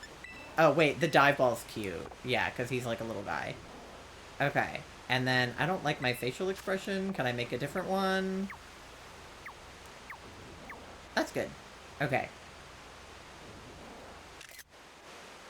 Okay, not quite it. He's making a weird face. Oh, wait, no, I don't want to... I regret getting the touch-up, oh my fuck that. I regret getting the touch-up, thing, because all of the touch-up options look bad, and I don't want them. Okay, that's cute! That's cute! Okay, but I want you both over here. Can we all have a selfie together? Is that possible? Come here. Come here. Okay, and then I'm gonna go like this, and then ba-bang, selfie. Alright, where'd you go? Where'd you go? Where'd you go? Yeah, get behind. Oh my god. Okay, he's a little close to me, but that's okay. We can deal with it. Can you guys come back this way a little bit? Why are they getting, like, further apart from each other? Okay. Ugh. Okay, there we go. Wait, now they're both kind of behind me. I wish Jellybean could move over a little bit, but... Alright, what about, like, here? Yes, I am going to do this all day until I get a pic. Oh, wait! That's good! That's good! Wait! That's good! Okay, what should we do? Yeah, I think the cute face is accurate. They're, like, jumping simultaneously again. They're so cute. Okay, wait for them both to land and blink. Oh my god! They're so cute. I'm gonna drop dead. This is so fucking adorable. Okay. Look at them! Okay, that's it. I just wanted to do that. They're so cute. Okay, the other thing I want to do is... okay, on here, you can do, like, a profile picture. Yeah, see, I have me with all the Lotads. But then you can also do... Shiny Pokemon battled 49. So if I get one more shiny, I'm at 50. Crazy.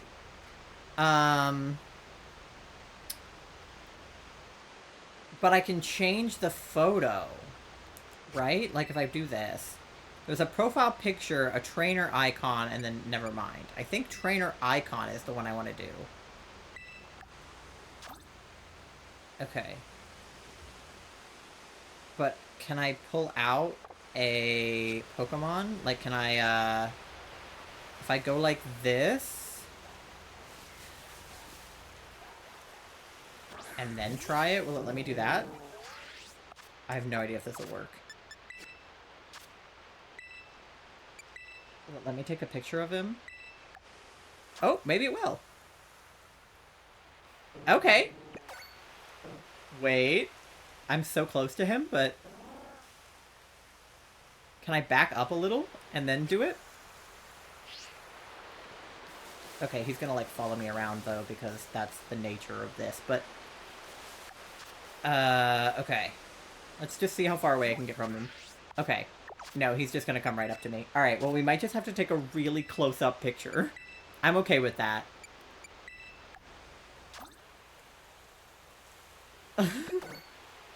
Yep, this just might be the angle. Because I can't do, like, the roto stick, can I? No. Because I can't, like, turn it around for a selfie. And this can just put, like, filters on it. Okay. I guess it's just gonna be real up close. What if I do the angry one? Is that better or worse? That's worse. Okay.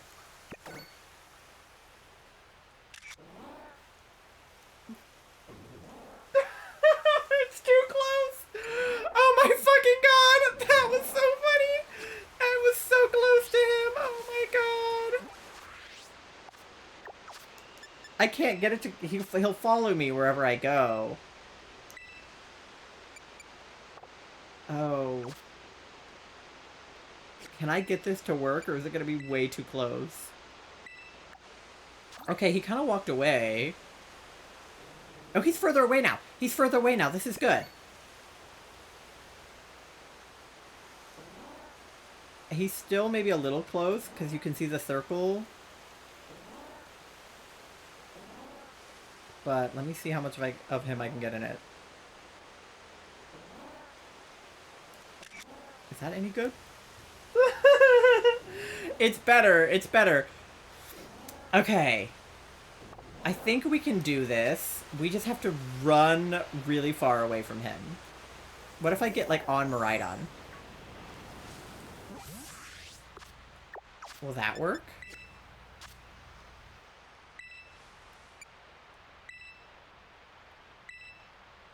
Okay, I can't use it because I'm on Miraidon. Okay. So I have to run away while on Miraidon, and then get off Miraidon. Okay, go. Ugh. Ugh. I don't know if that worked at all. This is so stupid. He's close to me again. He's like right there. Oh no. Can I even see him?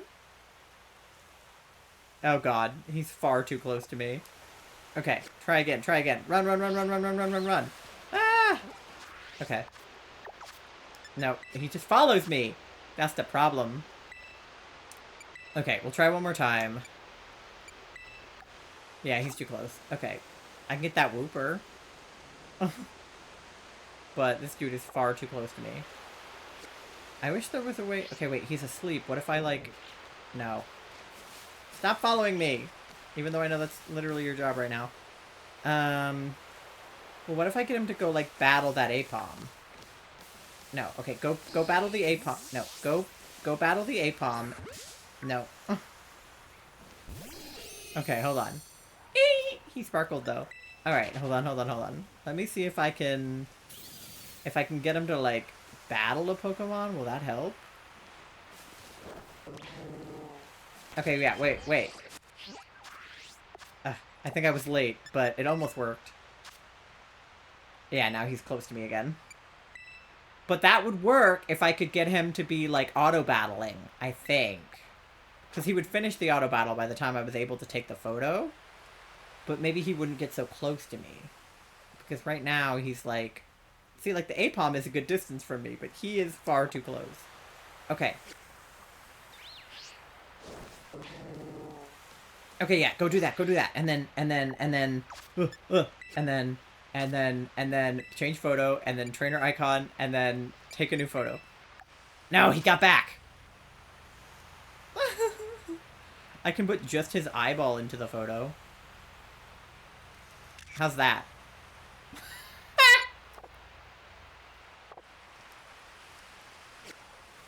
I don't know how to get this to work. He just follows me too much. There's no way to get away from him fully. Like, there's an attempt, but...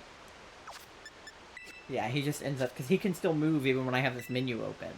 And this whole ordeal takes way too long to do. And then he ends up being like 5 feet from me. Where'd he go? Hello? I wish I could use the roto stick. He's not even in the frame. Where is he? Oh, he's over there. Okay. I wish there was like a stay still option.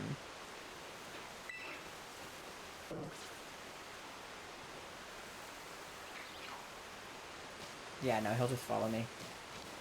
Okay. Is there a way for me to get up somewhere and then be like above him and then take a picture like... like if I come up here, but I throw him down there, will that work? No, he came up here. Okay, wait. What if I throw him first and then come up here?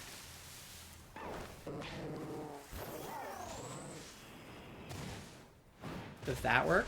No, he just comes back. Hmm.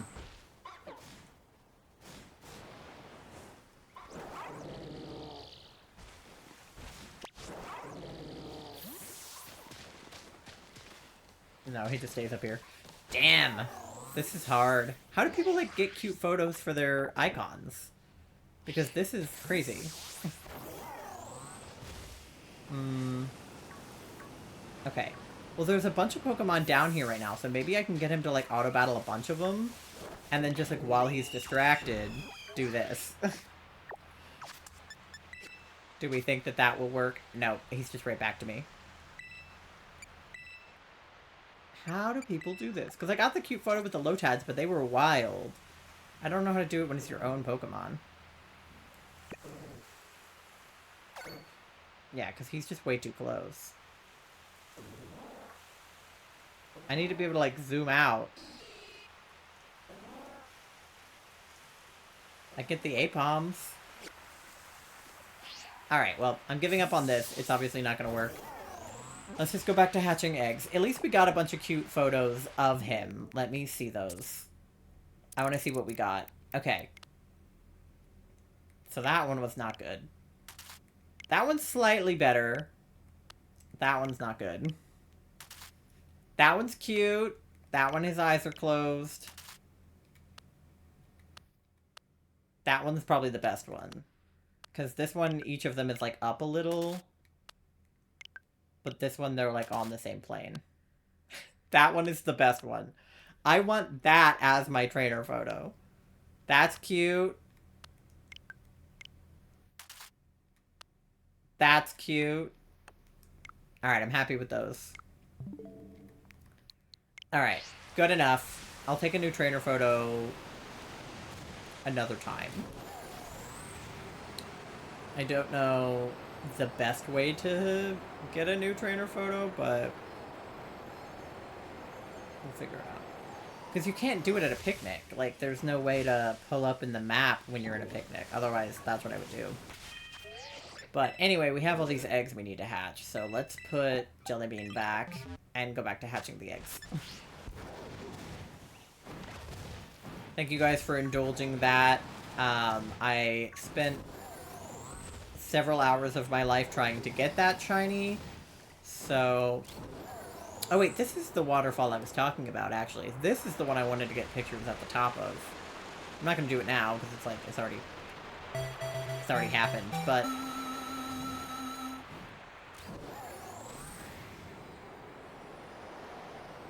the jelly bean and then the bear. Oh, I found an outbreak of cutie fly. And then little bear. Hello there. Yeah, this jelly bean and little bear. Oh! Thank you for redeeming. Hi, I'm new. Welcome in. My name is Ty. I am a variety-ish, mostly Pokemon streamer. My pronouns are they, them. And if anybody in chat wants to introduce your pronouns, or introduce yourself and put your pronouns in chat as well, you can. Right now, we just finished my very first They followed, did you hear it? I didn't. But I see the notification that says thank you for the follow. Thank you for the follow as well. I think my alerts aren't going off. Let me see if they're messed up. Alerts, hello. Let me see.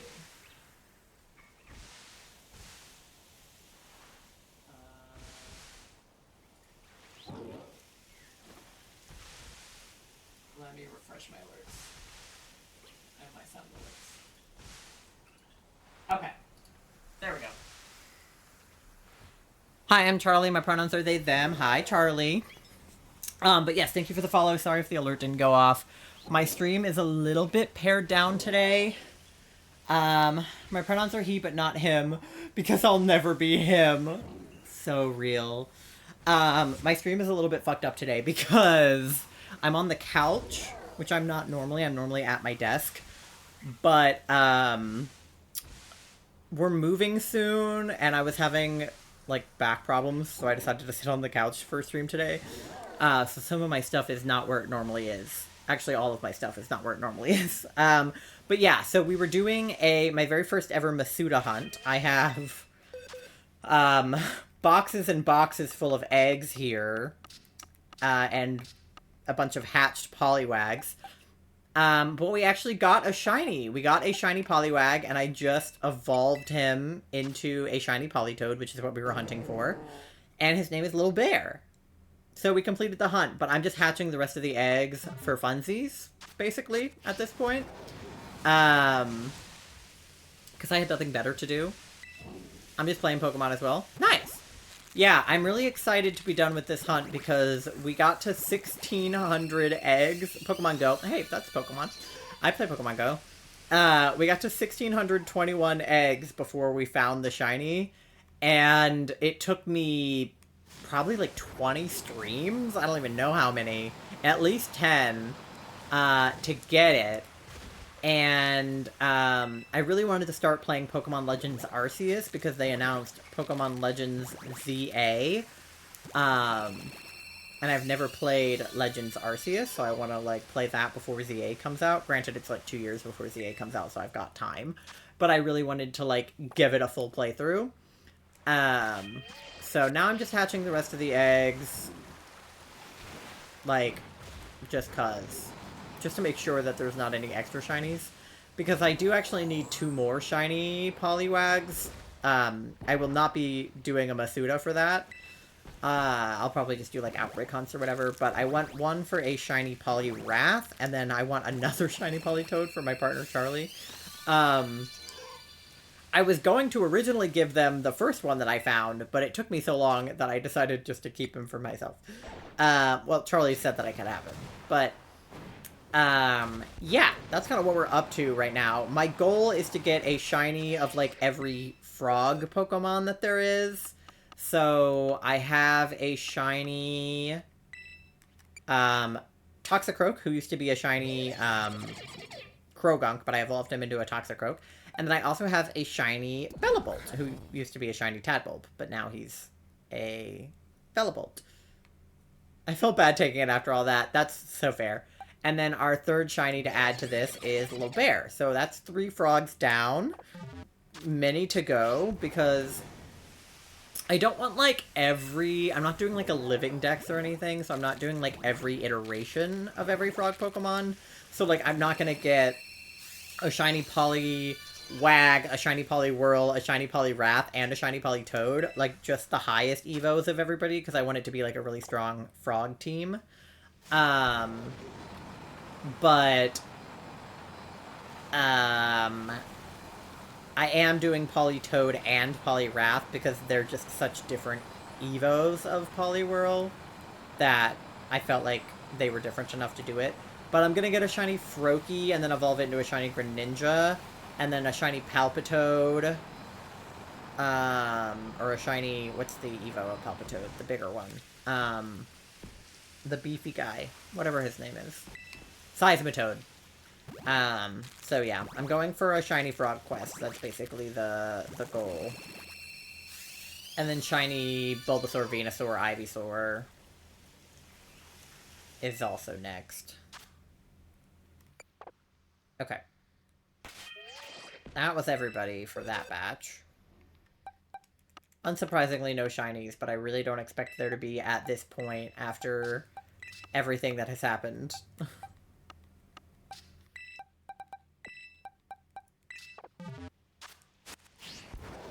It would be funny if I hatched a shiny girl at any point, because a Poliwrath would be a hilarious female Pokemon. I would probably give Charlie the female Politoed. But I'm just glad that the stats worked out, because I have pretty high IV Poliwrath that I was using to breed with the Ditto. And so I'm glad that Little Bear ended up with amazing stats, because it could have just been, like, good or great, but it actually got amazing, which is awesome. Because that is the one better thing about having done it Masuda rather than having done it just like wild encounter hunting, is that I had more control over the IVs. Not that I give a shit about IVs, but I've already beaten the game. Like, what am I going to do? But I just like having beefy, shiny Pokemon because I think it's fun. Which reminds me, too, I wanted to evolve... Apparently, there is a shiny Serperior. Well, Serperior in general, but I have a shiny Snivy. Where is he? Here he is. There's a shiny Serperior build you can do for, like, Terra Raids. Apparently, it's pretty good. So, I want to evolve him into a shiny, Serperior. Level 69.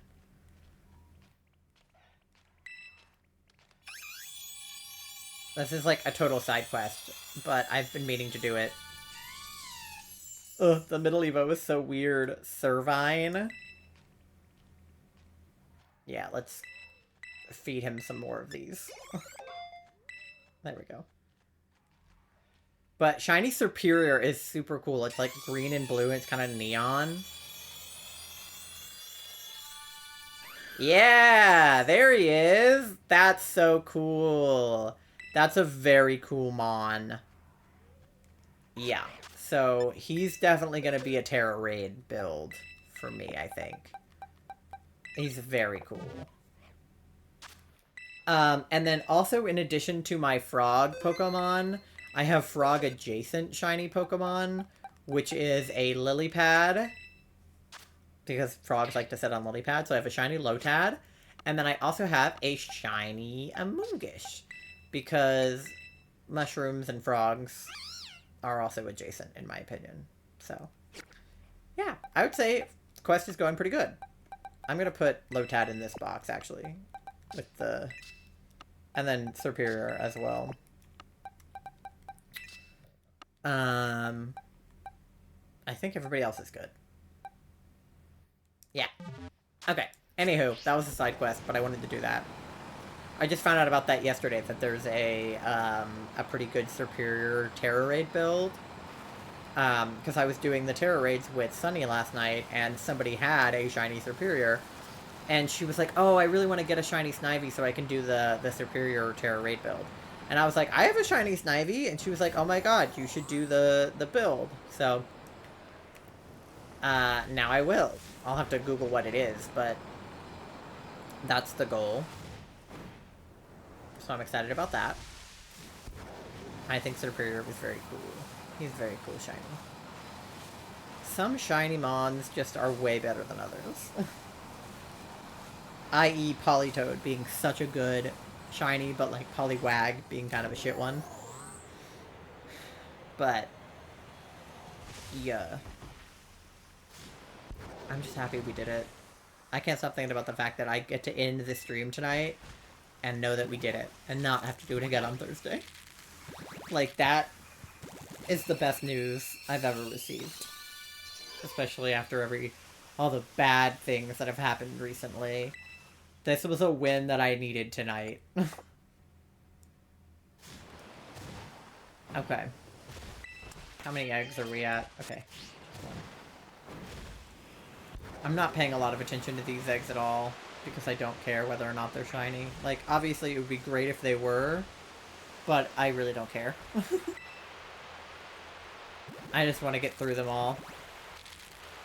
Like, a double would be awesome. I feel like it would make up for the fact that I had to hatch 1,600 eggs. But, like I said, I wouldn't be surprised if they were all not shiny.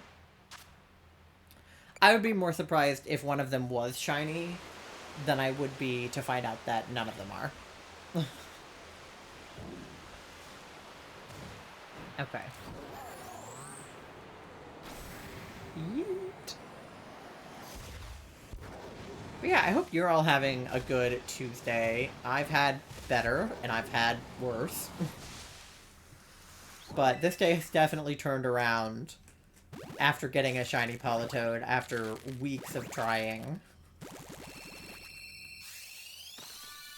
So, I'm happy. I'm happy.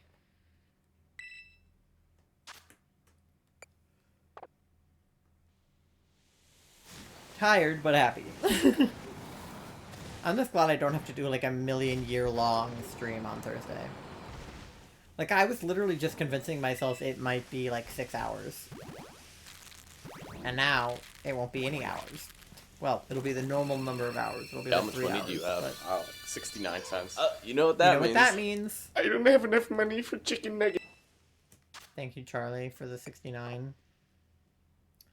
My volume is kind of low, so the sound alerts are like kind of quiet, but I heard that one.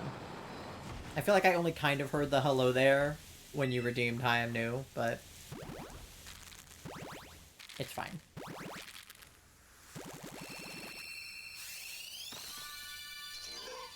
Not shiny. Bonk! And I can also do more DAs now, too, that I'm not doing this shiny hunt. My friend is doing shiny Suicune DAs, and I don't know what shiny I would go for in DAs. I know you can get, like, Dialga and Palkia, which would be pretty cool. You can also get shiny Dittos, which is totally unrelated from the point of DAs, but you can. And I would love a shiny Ditto. That is on my list. I have a shiny Ditto charm on my microphone.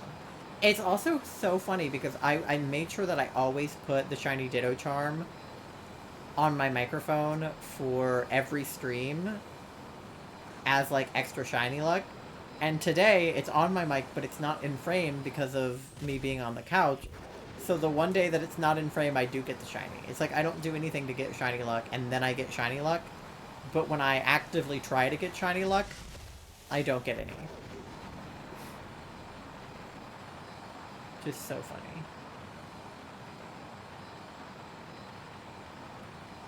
But, like, the fact that we went 7 phases in this hunt anyway is hilarious. Like, I didn't even know that it was that many until I counted them up. But we literally found 7 shiny Pokemon in the middle of doing this hunt. Oh. My Stream Deck wants to update. Not right now, I'm streaming. But...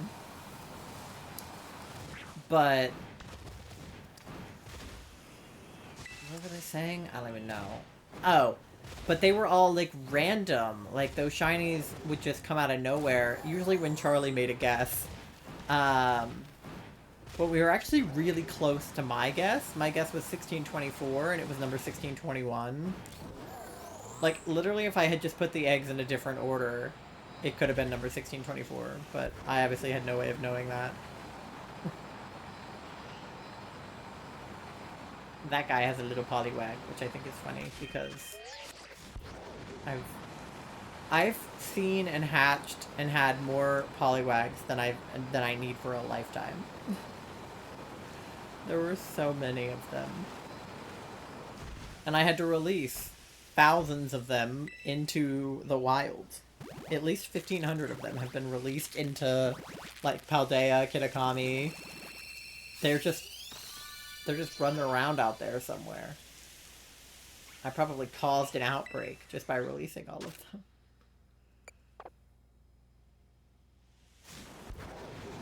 Okay.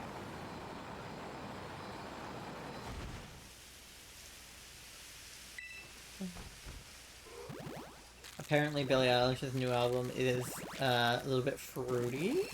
because obviously Billie Eilish has come out since her last album, and she wrote a pretty gay song that has like a snippet of it is out on TikTok, and it's first of all, it's more sexual than Billie Eilish's songs have ever been, because she's usually not one of those artists that, like, writes about sex. She usually writes about just, like, other shit. Like, this isn't to say that she's never written anything with, like, sexual undertones, but I think it's more blatant than it's ever been. And not only is it more blatantly sexual than her music has ever been, but it's about a woman, so it's even better. It's, like, talking about, like, eating out, and I'm like, Billie, oh my god. Especially, I saw a TikTok that made me laugh, that Billie Eilish makes all of her music with her brother Phineas, and, like, if he's credited on the production of that song, I cannot imagine. Granted, my brother and I are not close by any means, and obviously she and her brother are close, but I cannot imagine letting my brother in on that much of my sex life. Like, even if it is just a song, being like, yeah, I want to eat pussy, is like, I don't want my brother to know that. Like, and again, my brother and I aren't close, but there's very few people that I would want to know that intimately about my sex life. You know? Yeah, I didn't even think about that. I mean, it's obviously not that big of a deal. Like, it's just a song, and even if it is true, it's still, like... It's music that she's releasing for all of us to hear, so her brother would have heard it one way or another. But it is really funny to think about. Like, you know, her coming to him with a song and being like, alright, I have a song idea, and him being like, great, what's it about? And she's like, it's about eating out a woman, and he's like, oh, awesome, cool. Perfect. Let's produce it. Especially when most of her music isn't like that. Why wouldn't it let me pick that up? Okay. But Chappell Roan also has a song that literally goes knee-deep in the passenger seat and I'm eating you out, so... You know. The gays be gaying, what can I say? 2024 is the year of the lesbian. I don't make the rules, it's just true. Even if Billie Eilish isn't a lesbian and neither is Chappell Roan. But, like, just... It's more for lesbians than it is by lesbians. Oh, Chappell, yeah. Like Hosier, for example. He's not by lesbians, but he's for lesbians, you know? He's definitely a man written by a woman. But, like... I don't think Hosier has, like, straight male fans. I think it's mostly lesbian women. And, like, who's to say why, but it just is. Because I feel like it wouldn't surprise me that Hosier had a queer fan base if, like, you know, Take Me to Church, right, for example. That song is obviously queer-coded, right? Like, not even just queer-coded, but, like, it's pretty blatantly about the queer experience, even though Hosier, as far as I'm aware, is not queer himself, but don't quote me on that, he might be, but I don't think he is. But, like, that song would have me think that he is, because it's like, he refers to being gay as our gentle sin, which is to say that he's partaking, but, just generally, that song is like, you know, the only heaven I want to be sent to is where I'm alone with you, right? Like, our, you know, people think that we're fucking gross for being gay, but it's, like, natural, and, you know, that's, like, the whole gist of that song. So, that song being released wouldn't surprise me for a second that he would have a queer fan base, because as a queer person, I resonated with that song. Like, I was like... I don't know when that song came out, it was years ago. I don't even know if I was out as gay when that song came out, but I was like, I was like on board with that song. I was like, absolutely, Hosier, you're so right. Like, gay people do deserve to not be treated horribly by Christian communities and religious communities in general. But then I didn't really listen to any Hosier song after that, except for, like, you know, the mega hits that were on the radio, and, like, now Too Sweet has come out. But, like, what did he do for the rest of his career that caused lesbians to flock to him? Like, because I understand that he's very attractive. Like, I know that lesbians find him attractive the way that straight men find Ryan Reynolds attractive. Like, if that makes any sense. Like, because lesbians are notoriously not attracted to men, and Hosier is notoriously a man, but, he has long hair and, like, kind of a fruity vibe, so I get how lesbians love him. Like, it makes perfect sense to me, but I just don't know how they got there, you know what I mean? Like, did they all just come in during Take Me to Church and then stick around, or did he do something else in the middle of his career to cause lesbians to flock to him? I don't know. Because, like, another good example of a creator with a lesbian fan base, but one that makes more sense to me, is that Dan and Phil have a very queer fan base. And that makes a lot of sense for a couple of reasons. First and foremost, Dan and Phil are gay, so their audience is gonna be gay, right? Like...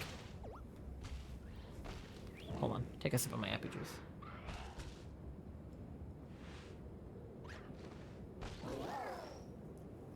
But, like, Dan and Phil are gay, so it makes sense that a lot of their audience is gay, because gay people know gay people, right?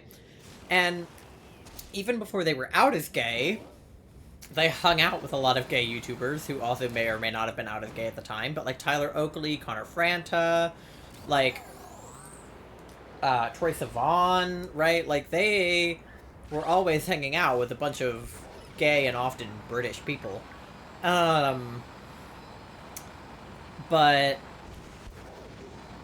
like, well, actually, I guess mostly the gay people they hung out with were American, except for Troye Sivan, and then the British people they hang out with are mostly not gay. But regardless, Dan and Phil have always been, like, hanging out with gay people before and after they came out as gay themselves. So it makes sense that they attracted a queer fan base, but also, back in the day, they had a lot of young female fans that, you know, maybe it was built on, the idea that they're, like, heartthrobs. None of them are blue, right? Those guys are all black, right?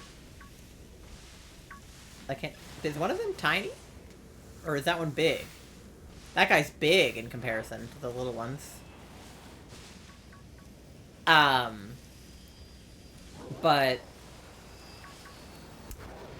the idea was that maybe they were heartthrobs, or that's what people thought, right? Like, oh, well, the reason that Dan and Phil have such a large young female fan base is because all of the little girls are attracted to them, and they're just, like, attractive, heartthrob British boys. Of course, the women love them, right?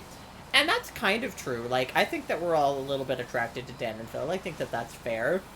But also, after a fairly quick Google search, he seems like just a very big ally. I figured as much. Like, Take Me to Church is a little bit suspicious of a song to write if you're just a really big ally, but also, like, I get it, right? But with Dan and Phil, it's like, yeah, I think that we all find Dan and Phil to be attractive, but most of their young female audience turned out to be, like, lesbians or, like, trans-masculine people. Myself included. I ended up non-binary. He hasn't straight up said that he's straight or gay that I could find. Right, yeah. I mean, that checks out. I don't know if he's ever been in, like, a long-term relationship with, like, a woman or anything, but I don't know very much about him, period. So that's why I'm, you know, not sure. But to me, Dan and Phil having a largely lesbian audience makes perfect sense, because it started out a bunch of little girls, and then all the little girls ended up gay or transmasculine. So, like, it makes perfect sense to me that that their fan base is queer, because they're queer. But I was like, what is in the water that Hosier drinks that makes the lesbians love him so much?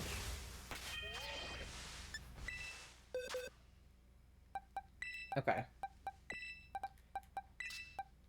How many eggs do we have left? It's these 3 rows, this box, this box. Oh my god, we have a lot left. Okay. I need to go faster. I think I got very sidetracked when we actually got the shiny. Which, like, fair enough, because I don't really need to hatch these eggs. Like, I could probably finish hatching them off stream, and it wouldn't be that big of a deal, but just in case, like, on the off chance one of them is shiny, I want to open them all, but definitely next time we're going to be doing PLA. Like, I'm itching to start that game. So, I'm excited. But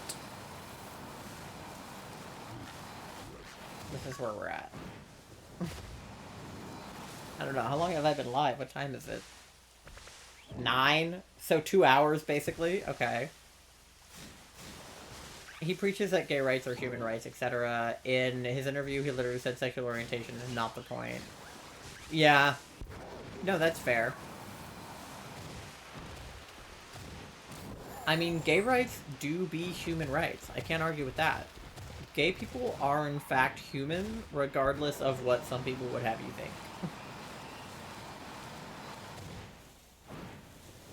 So true. Yeah. I mean, listen, we love a big ally, you know? We love allies. Allies are the backbone of... Well, they're not the backbone of the queer community, because queer people are the backbone of the queer community. But allies are important because they bridge the gap between queer people... He just seems like a big ally, yeah. They bridge the gap between queer people and cis people and straight people. Because often, straight people don't really want to listen to what queer people have to say. And so they might be more likely to listen to another straight person rather than a queer person. So, you know. And like when it comes to protests and rallies and things like that, it's important to have allies there, regardless of what some people will say. They'll say no straight people at Pride, yada yada yada, but like, a bisexual girl is allowed to bring her straight boyfriend to Pride. Like, that is allowed to happen. But allies are important because in the instance of a protest where there's a possibility that people will start getting tear gassed or arrested, straight people need to be on those front lines to get tear gassed so that the gay people don't, right? Like, you know, it was the same thing with, like, BLM or anything like that. It's like, it was important for white people to attend those protests, but not speak over people of color, but just to attend those things. And be the bridge between people of color and racist white people is the allies that are non-racist white people, right? So, like, it's not like, you know, allies deserve, like, a trophy for being the best ally, right? Like, that's not... It's not like, oh, you want a cookie, right? Like, that's not the thing. He said in an interview that he never understood why people were homophobic and it pissed him off throughout his life. Yeah, I had that experience before I came out as queer. I had friends that were queer, and gay marriage was on the, like, Supreme Court docket when I was in middle school. And that was a really big deal to me because I knew people that were gay, and I wanted them to, like, have the right to get married and yada yada yada. And so we had I was in civics class at the time. I was in 8th grade civics, and my civics teacher was fucking amazing. I love that man. I am still friends with him on Facebook. He is so incredible. But we were sort of making arguments about, like, we were doing little debates about certain topics, and the topic that I was debating on was LGBTQ rights and, like, specifically marriage equality. And there were fucking bitch-ass 8th graders in my class that were, you know, debating against me. And they were like, no, we don't think that gay marriage should pass. Like, you know, marriage is between a man and a woman, or, like, whatever it was that their argument was. And it pissed me off so bad that I ran to my YouTube channel. This video still exists. I privated it, but it still exists. I ran to my fucking YouTube channel and I made a video about same-sex marriage right before the you know, Supreme Court passed it. And I was like seething mad. I was so angry. And I, you know, of course, turned out to be gay, so maybe I know now, maybe perhaps why I was angry. But at the time, I was really very much convinced that I wasn't gay. I did not think that I was gay. I knew that I was asexual. I had already come out as asexual at that point. And yes, asexual is part of the LGBTQ community, but I didn't consider myself queer just because I was ace. Now I would, but at the time I didn't. And so I made a video that was like, I am not gay, but I, you know, I stand with my, you know, LGBTQ friends and family, and I just don't understand why anybody would be homophobic. It doesn't make any sense. I'm religious. I was raised Christian, and I'm not homophobic. God would not be homophobic. Jesus would not be homophobic. I was like, the verses in the Bible that people reference to be homophobic are being misquoted and being misused. They're cherry picking from the Bible what they believe, and it's not right.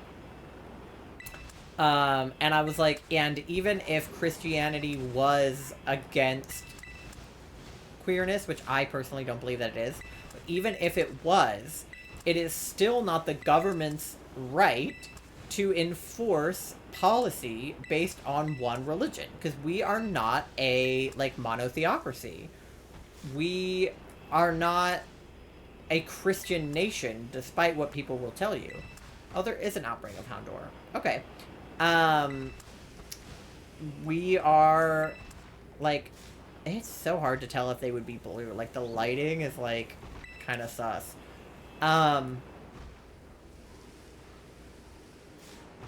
Like, if the lighting hits them just right, they look blue.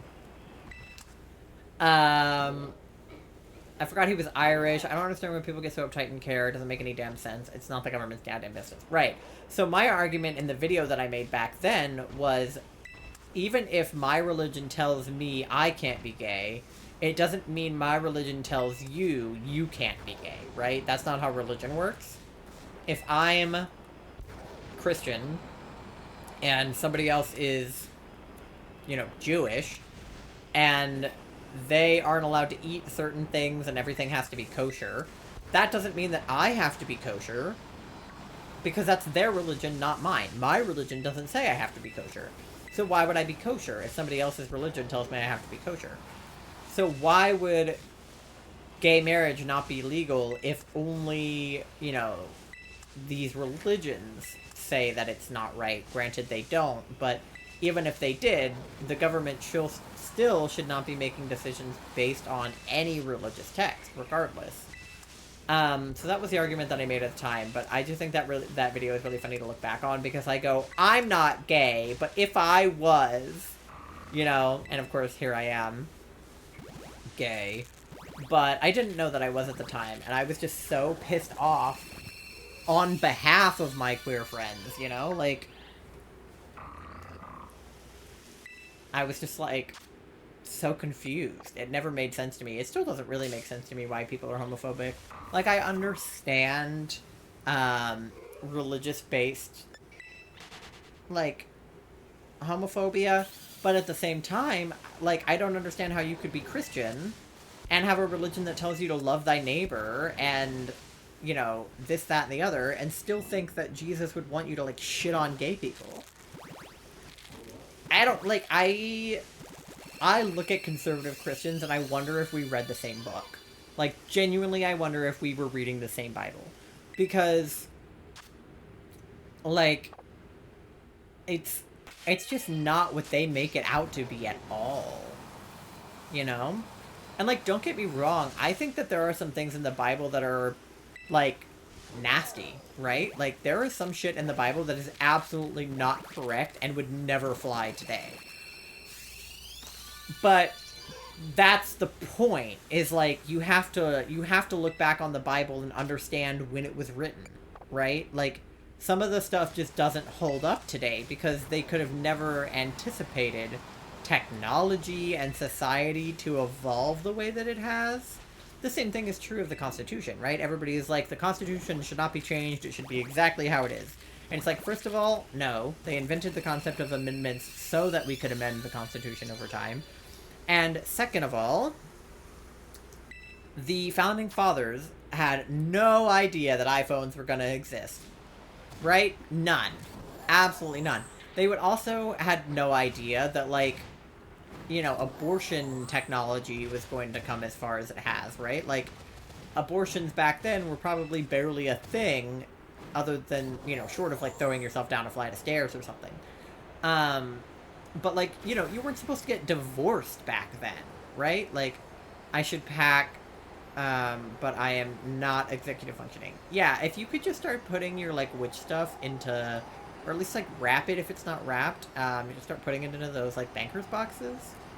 That would be good, but I also understand if you're not, you know, executive functioning, but there's definitely some stuff that we need to get packing, because we're almost 2 weeks out from the move. Like, today's Tuesday. Friday will be 2 weeks out from the move. Which is crazy. Like, it's coming up quick, baby. Yeah. Yeah. Like, it is coming up quick, and we are not as packed as we need to be. Despite having started packing, like, a month early. Less than 3 weeks. Fuck. Yeah, 3 weeks was last Friday. Yeah. That's what I'm saying. It's like, a lot of the stuff isn't packed because it can't have been yet, right? Like, we can't pack our PCs yet and stuff. But there's a lot of stuff that we need to start packing, right? Like, we have bathroom stuff that we don't use all that often, or, like, makeup and, you know, clothes that we don't wear. Like, there's a lot we can still pack, and we need to, like, get on that. Especially now that I have a free week, other than the fact that we have to work a little bit to, like, make money and stuff. But while I'm unemployed, I may as well spend that time packing, right? Like, packing and looking for jobs. And doing, like, DoorDash. Those are the, like, 3 activities that I need to be doing. And streaming. But I'm also going to stop streaming in May because I need to pack up my PC. But yeah. I don't know if that helped your executive functioning at all to know that we're 2 weeks away from the move, but hopefully it did. I kept almost starting to do something and then my stomach cramps again. Yeah, also that's the thing, is it's not just your executive functioning, like you're also having a tummy ache today. And you're being so brave about it. I was having back pain and not being brave about it, which is why I'm on the couch. Because I am not brave.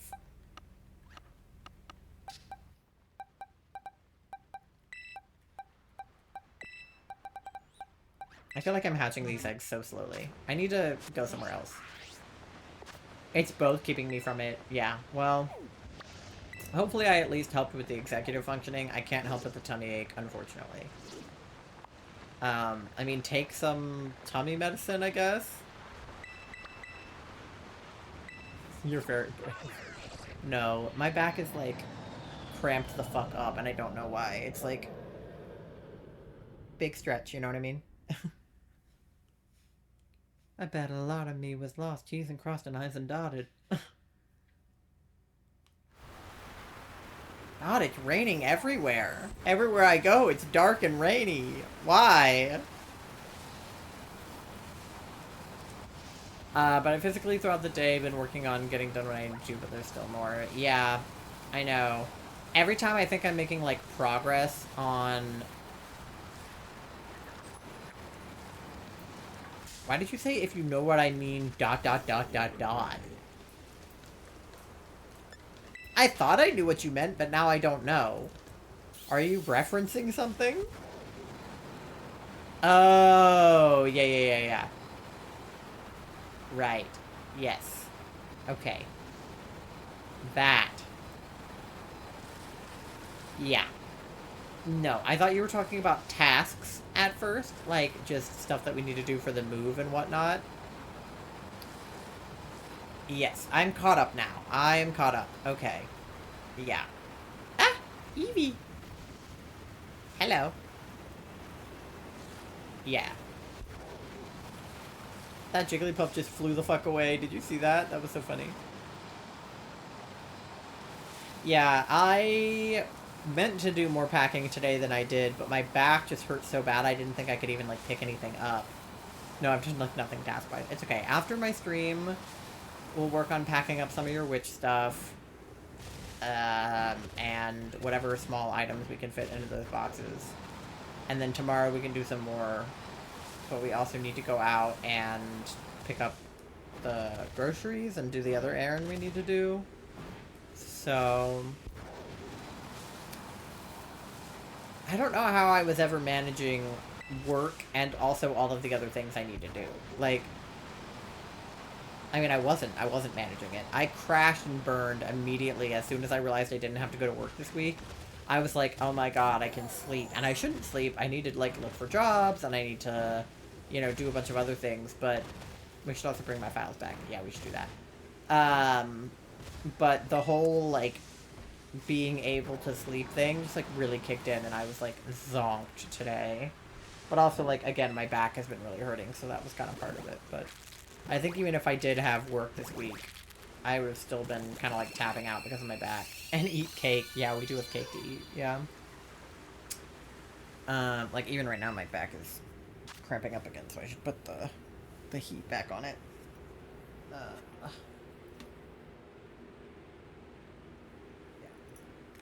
Ugh. Where did my remote just go? Oh, it fell off my leg. Okay. Yeah, I'm not making as much progress on these eggs as I was hoping to, but also we got the shiny, so it's really not that big of a deal, but I keep running around with hatched Poliwags in my party and not eggs. I'm a little bit out of it today. I'm gonna be so honest, but at least we got the shiny. I don't think it's, like, fully hit me yet. Like, it hit me a little bit earlier when I was, like, taking pictures of him and stuff. But I think, like, after stream, I'm gonna, like, lay down and be like... I literally, like, a weight has been lifted off my shoulders that this Masuda hunt is over. Like, don't get me wrong, I've had fun doing it, but, like, it dragged out. It did not need to go on for as long as it did.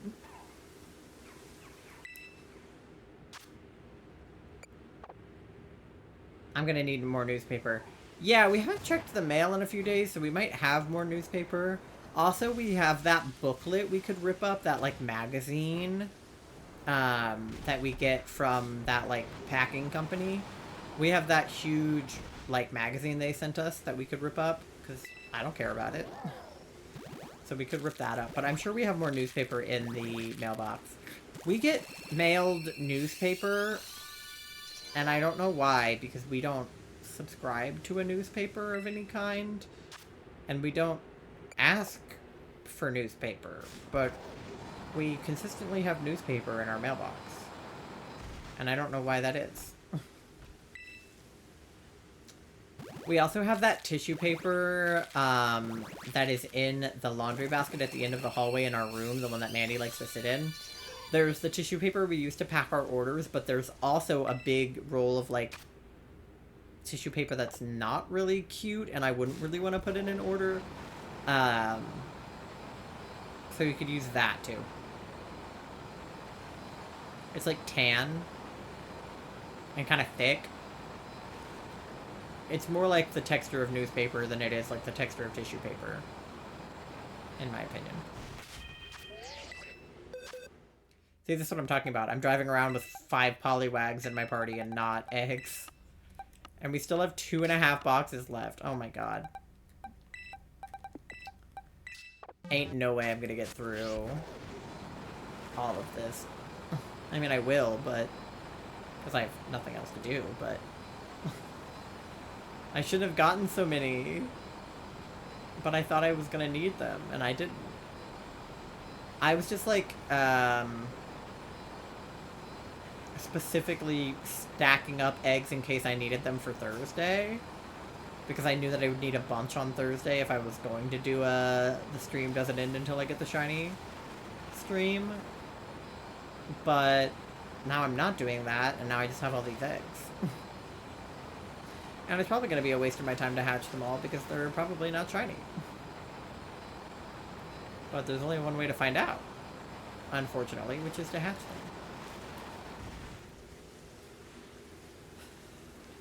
them. I can't, like, every once in a while I, like, think I'm in a comfortable position, and then I'm not anymore. I have this pillow. I don't know if that'll help. Just, like, put that behind my back. Actually, yeah, that did kind of help. Okay.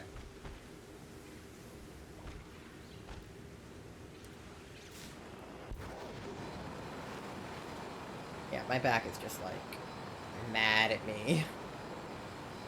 So I'm trying to, like, rest it and take it easy, but I have stuff I have to do that involves my back. But it's fine.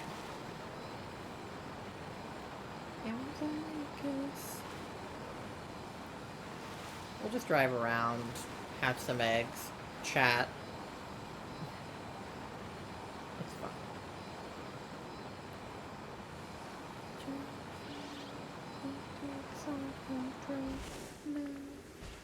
I love this song. Okay. This one is hatching in the pink void. Normie.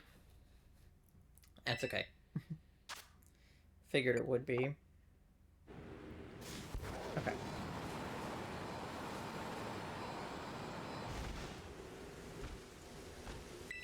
Another one.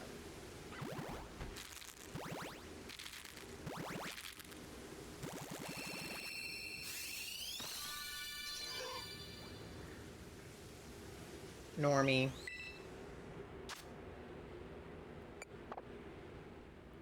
Alright.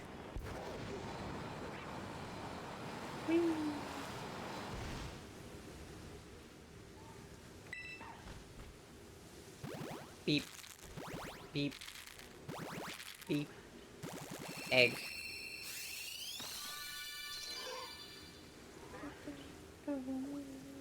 Alright.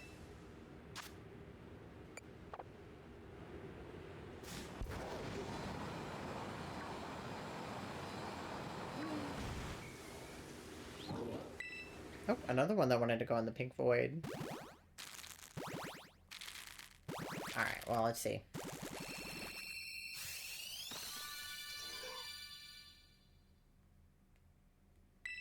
Egg. Oh my god, this little tiny rock ruff. Hello. I can't stop looking at little bear. His little shiny little pink belly. Such a cutie. I keep forgetting, but I have an interview tomorrow for a job. It's not really an interview, it's more of a phone call, but either way, it's correspondence with somebody about a job. And, fingers crossed it leads somewhere, because it would be 1 week exactly since I found out I was getting laid off that I maybe find out I can get a different job. But if not, it's chill. I'm basically just in my brain taking this as, instead of like, oh, I've been laid off and now I'm unemployed, I'm like taking a week off work. Don't mind me, I'll get back to it next week. Because as nerve-wracking as it is to be unemployed and to not have any source of income right now other than Twitch and my shop and doing, like, side hustles and stuff, which is, granted, still 3 forms of income, so that's not bad. but they're not super reliable forms of income, so that's why it's kind of stressful. But to be unemployed is obviously stressful. To be laid off is obviously very stressful. But it's also like such a much needed break for me, because I was burning myself out so bad at my customer service job, because customer service for me as an autistic person is just masking for 8 hours a day every day. Like, you know, I have to put on my customer service face and my customer service voice, and I have to be like, thank you so much for calling, like, you know, how can I help you? And that is exhausting. And I hated it, you know? And not only did I have to be, like, super, like, you know, flicking the switch in my brain on to be able to talk to those people as someone who has, like, massive social anxiety and is autistic and doesn't like conversing with humans, but they also were, like, listening in to all of our calls and grading them on a score from 0 to 100, which is incredibly stressful because it's like school and, like, getting a bad grade. And one of the best things about being out of school was not having to get grades anymore, because I would always get, like, kind of shit grades, to be honest. Like, I got better in college about my grades. Like, I was getting A's on my film and this is boo.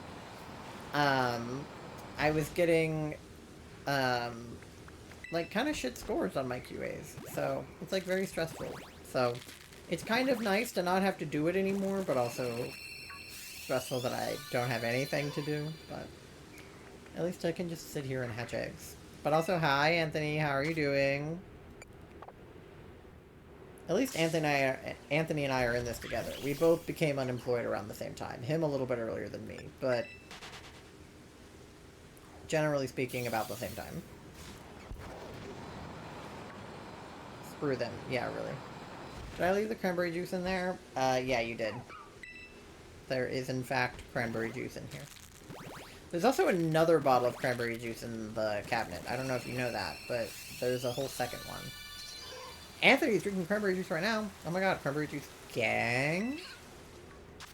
Cranberry juice homies. I don't love cranberry juice, I'm not gonna lie. I like it, like, well enough. Funnily enough, Anthony, we have the Ocean Spray cranberry juice in here. Which is something that, at least in my experience, people ordered a lot. You are still doing this hunt? No. Yes and no. It's over. We have a shiny Politoed. We got him today.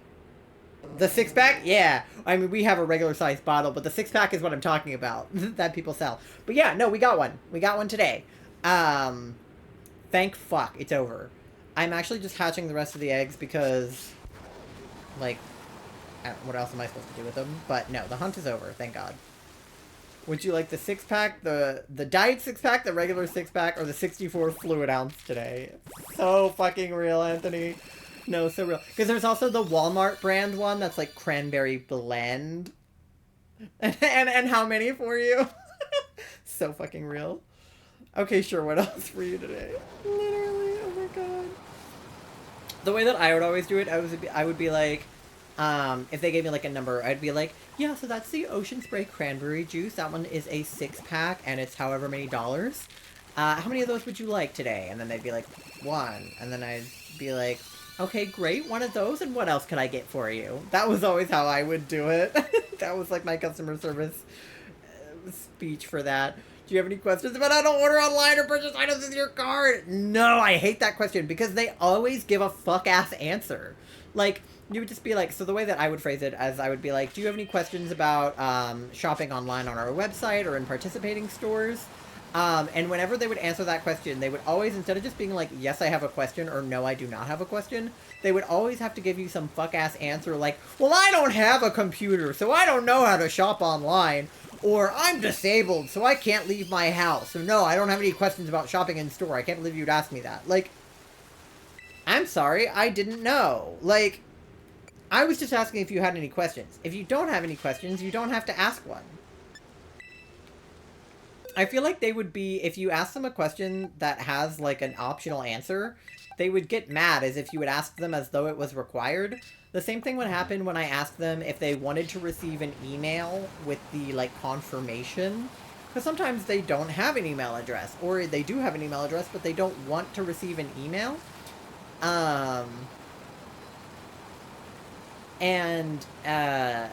They'll be like, no, I don't have an email address. Don't send me an email. And I'm like, okay, I won't. It was a question. It's optional. You don't have to receive an email. I'd always just say, sure, just wanted to make sure you knew those options were open to you, and then do the recap in the call. Yeah, that's what I would do too, usually. I would just be like, okay, well, if you ever do have any questions, like, definitely let us know, you know, and then I would just kind of, like, move on. But, yeah, they would always get so offended when you would ask them something that just, like, didn't apply to them.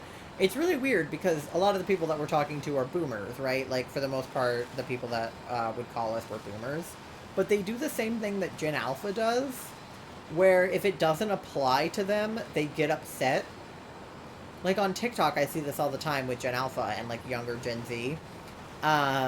Is somebody will post a video that is, like, a recipe for chili. They just assume we know them personally and know what applies to them and what doesn't. Exactly. But, like, so somebody will post a TikTok with a recipe for chili, and it's like, bean chili, right? Like, a vegetarian, like, bean-based chili recipe. And then people will comment on the video and be like, well, how would I make this recipe if I don't like beans? And it's like, why would you make a bean-based chili recipe if you don't like beans? In that case, just make a meat-based chili. Or if you don't eat meat or don't like meat, then don't make chili. Right? Like, isn't that obvious? Like, ma'am, how is he supposed to know you only have a house phone and no email? Exactly. Like, I don't know.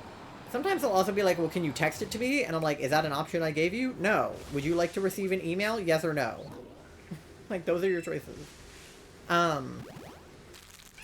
like, yeah. Like, they have the same entitled behavior of, like young children that is like, well, this doesn't apply to me, so I'm going to be upset about it because it doesn't apply to me, rather than just understanding that not everything applies to everybody and they can just accept that and move on. Like, not everything is for everyone. Like, some people that I ask if they would like to receive an email would like to receive an email, and then they get an email, and then that's the end of that conversation. But for the people that don't have an email address, they're like, well, I don't have an email. Why would you even ask me that? I don't know. I'm pretty sure I passed my assessment for the job. By the way, I have onboarding tasks to do now. Oh, that's cool. Yeah, Charlie was doing that assessment. I don't think you finished it, though, right, Charlie? I have an assessment I have to do for a job, but I keep putting it off because it said it was going to take, like, an hour, and I was like, I don't want to have to sit down for an hour and take that. And also, I'm hoping that the interview I have for the job tomorrow works out and I don't have to take that assessment at all. Yuck, I hate entitled people. I didn't finish it yet. Yeah, this is really funny. So my mom texted me, actually before I even told her that I got laid off, but around the same time, she texted me a link to a job that her, like, friend's son was doing. And it was, like, an AI job. And she was like, I don't know if you have any interest in this, but my friend's son does this job. It seems pretty easy, pays decently well, and it seems like it's, you know, you make your own hours and that kind of thing. This one took like 2 to 3 hours, and I have another hour or two of onboarding that I'm putting off. Yeah. So she texted me a link to that job, and I was like, I had not been laid off yet. So I was like, I don't know. Like, maybe I'll do it, maybe I won't. But I texted it to Charlie, because I was like, hey, my mom sent me this job. I don't know if you'd be interested in it. I'm probably not interested, but you should try it. And it seems like they only pay for the 3 hours of the assessment, but not the onboarding. That is weird. Yeah, it was long, I'm sure. So I texted the job to Charlie, and then not that long after, when I got laid off, I texted Anthony that I had been laid off, and then he texted me that he was in the middle of doing this assessment for this AI job. And I was like, huh, that's weird, because Charlie is also doing an assessment for an AI job. Like, what job is it? And he told me what job it was, and I was like, no fucking way, that is the same job that I texted Charlie about. So, me and Anthony worked at the same job, And now he and Charlie might work at the same job, which I think is hilarious. But it seems like it has a very long and somewhat difficult assessment, so Godspeed to both of you for that. I'm gonna hit this olive around. Whee! I love the stupid sounds the olive makes. But yeah, I have no idea what kind of assessment the one that I'm meant to do is. I didn't really look into it. I think it was for a social media job. So it might be like one of those things where it gives me like example like prompts and then I have to, you know, say what I would do. Like, oh, this brand is trying to increase their social media presence in this platform and, you know, what target audience, blah, blah, blah. Like, that's usually the questions that come up on social media assessment quizzes. I don't have a degree in marketing, so I don't always know all of those answers, but I do my best.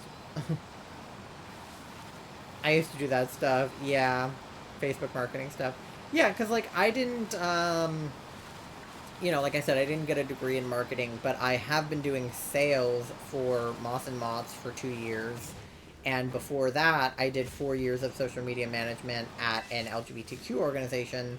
And after that, I also did, like, 9 months of social media video at the Human Rights Campaign. So I have, all in all, about 6 years of experience in social media, regardless of having actually gotten a degree in social media marketing.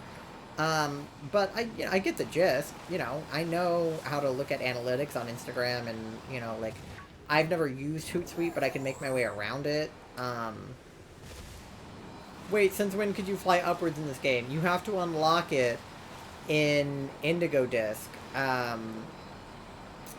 So, I don't know how far you've gotten into Indigo Disc, if you've done it at all, but in Indigo Disc, okay, I was just thinking I never realized. No, yeah, so you... Oh, I restarted my game. Oh, wow. Okay. Yeah, so in Indigo Disc, you have to defeat the Elite Four, and one of the challenges in the Elite Four in Blueberry is flying through these, like, rings. And so once you've beaten the game and you've beaten the Indigo Disc and you've beaten the Elite Four, you can go talk to the Elite Four member Amaris, and she will... Long story short, your Miraidon or your Koraidon will accidentally consume the flight juice that makes it so he can fly, and then it makes it so he can fly. It's kind of dumb giving it to you when everything is already done. Kind of, yes, but once you unlock it, you can fly on top of the terrarium, in the Blueberry Academy, and you can get a bunch of Stellar Terra Shards. Miraidon's always eating stuff. Do we not feed them or what? Yeah, I don't know. But then you can fly on top of the terrarium to get Stellar Terra Shards. And then if you're like me and you have to hatch a bunch of eggs, you can just kind of fly around and grab items and stuff. So it's still pretty useful even though the game is over. But yeah, you can in fact fly now. It was an addition to the Indigo Disc. I do wish it had happened earlier, but it's okay.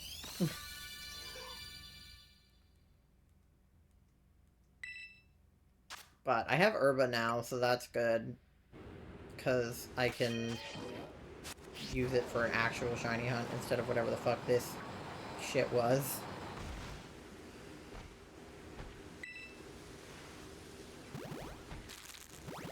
Whee!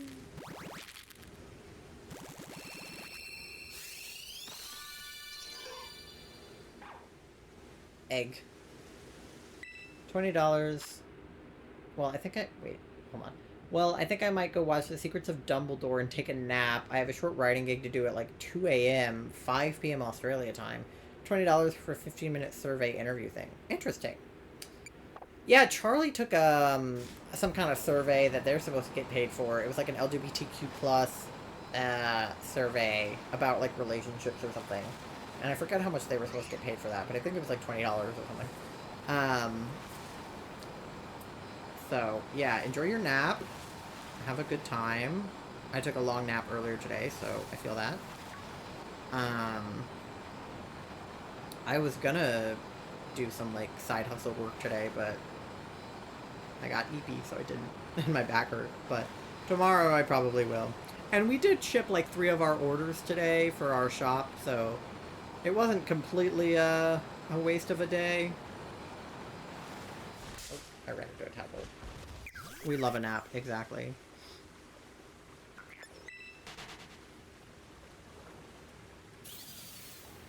Tadpoles.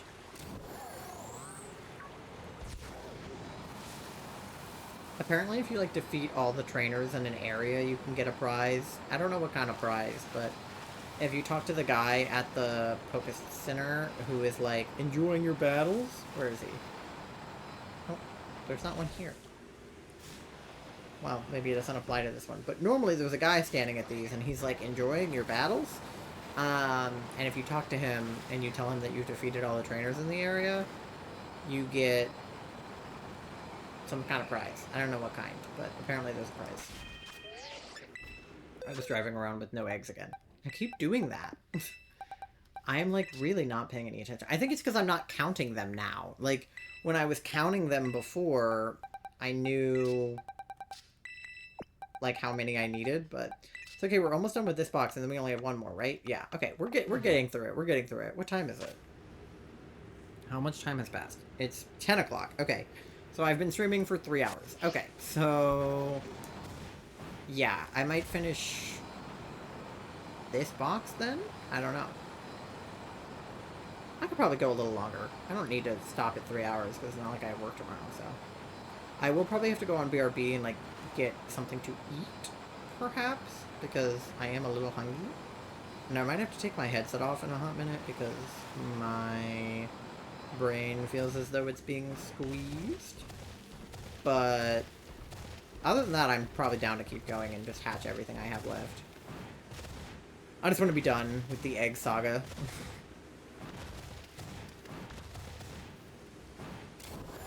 Egg saga. Because then we can start PLA on Thursday. I'm so excited. I've heard so many good things about PLA. Some people think it's like the best modern Pokemon game that's come out. So that sounds like a win for me.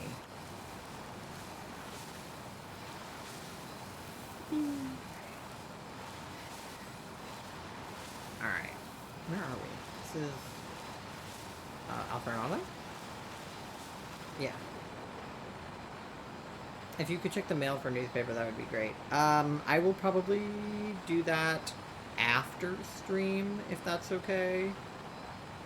I don't really want to have to, like, put on shoes and then go, like, unlock the mailbox and then, like, open the mailbox and then get newspaper out of the mailbox and then bring it back into the house. I know that that sounds like not that many steps, but in my head it is a lot of steps. Especially if I also have to, on the same BRB, make myself something to eat, which would involve, like, microwaving rice and then putting sauce on it. And then I have to eat said rice. Yeah, no worries, sounds good. Yeah, I'll do it after stream. I'll be done relatively soon. Like, I'm just gonna get through the eggs we have left. So, if it's been 3 hours, it'll probably be like 3.5, 4 tops. Definitely prioritize food. Yeah, just because getting the rice down, it's on the top shelf, so that's a whole ordeal. And I gotta microwave it. This is like the ADHD mind at work. Like, those steps to a neurotypical person is like no steps at all, right? It's like, there are people that think that laundry is 3 steps. And that, to me, is insane. They're like, yeah, well, you wash it, then you put it in the dryer, you dry it, and then, or no, they think you wash it, you dry it, and then you fold it and put it away. And they think that laundry is 3 steps. And I'm like, no, I get it, it's so much work. Well, I know that you get it, Charlie, but I just mean to, like, a neurotypical person. To say that laundry is 3 steps is... Like, it makes sense, I guess, but to me that's psychotic, because no, it isn't. I have to collect all of my dirty clothes and put them into the hamper. Then I need to take the hamper from my room to the kitchen where the washing machine is. Then I have to put all of the dirty clothes into the washing machine. Then I have to put one of the, like, laundry pods into the washing machine. And then I have to start the washing machine. And then I have to wait for, like, 30, 45 minutes for the washer to wash the clothes. Then I have to go back when it's done and take the clothes out of the washer and put them into the dryer and then start the dryer. And then I have to wait like an hour for the dryer to dry the clothes. And then I have to go back and take the clothes out of the dryer, put them back into the hamper, and then take the hamper back into my room. Then I have to dump out the hamper, get all of the clothes, put them into laundry baskets, fold them, and then put them back. That is way more than 3 steps. And some people are like, well, no, I mean the walking and the... all that, those aren't steps. And I'm like, yeah, they are. They are. I also need to go find my extra herbs and ship in the craft room, and I feel like I can't start till then. Yeah, I have no idea where they are, because we've been through most of the craft room, and, like, I haven't seen them. But, like, where else could you have possibly put your extra herbs? Like, in the kitchen? We redid the cabinet and put all the herbs into the little holder, so they're not in there. So, like... I don't know where your fucking witch stuff is. Like, it probably is in there, it's just not somewhere that I'm thinking of, but I have no idea where it is.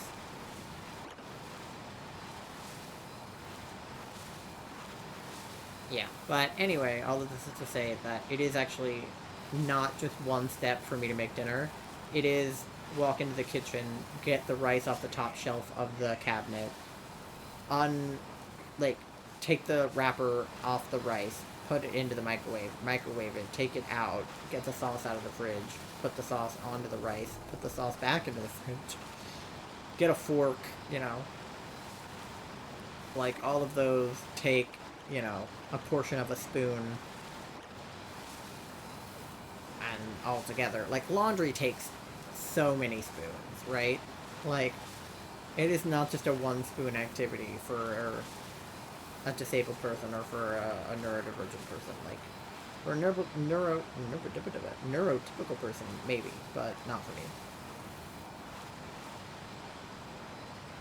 Like, I feel like another sort of good example is, like, the Masuda hunt is not just, like, a one-and-done thing, right? Like, even if it did take 1 stream, it's, like, I can't just, like, boot up Scarlet Violet and then start hatching eggs. I have to get them first.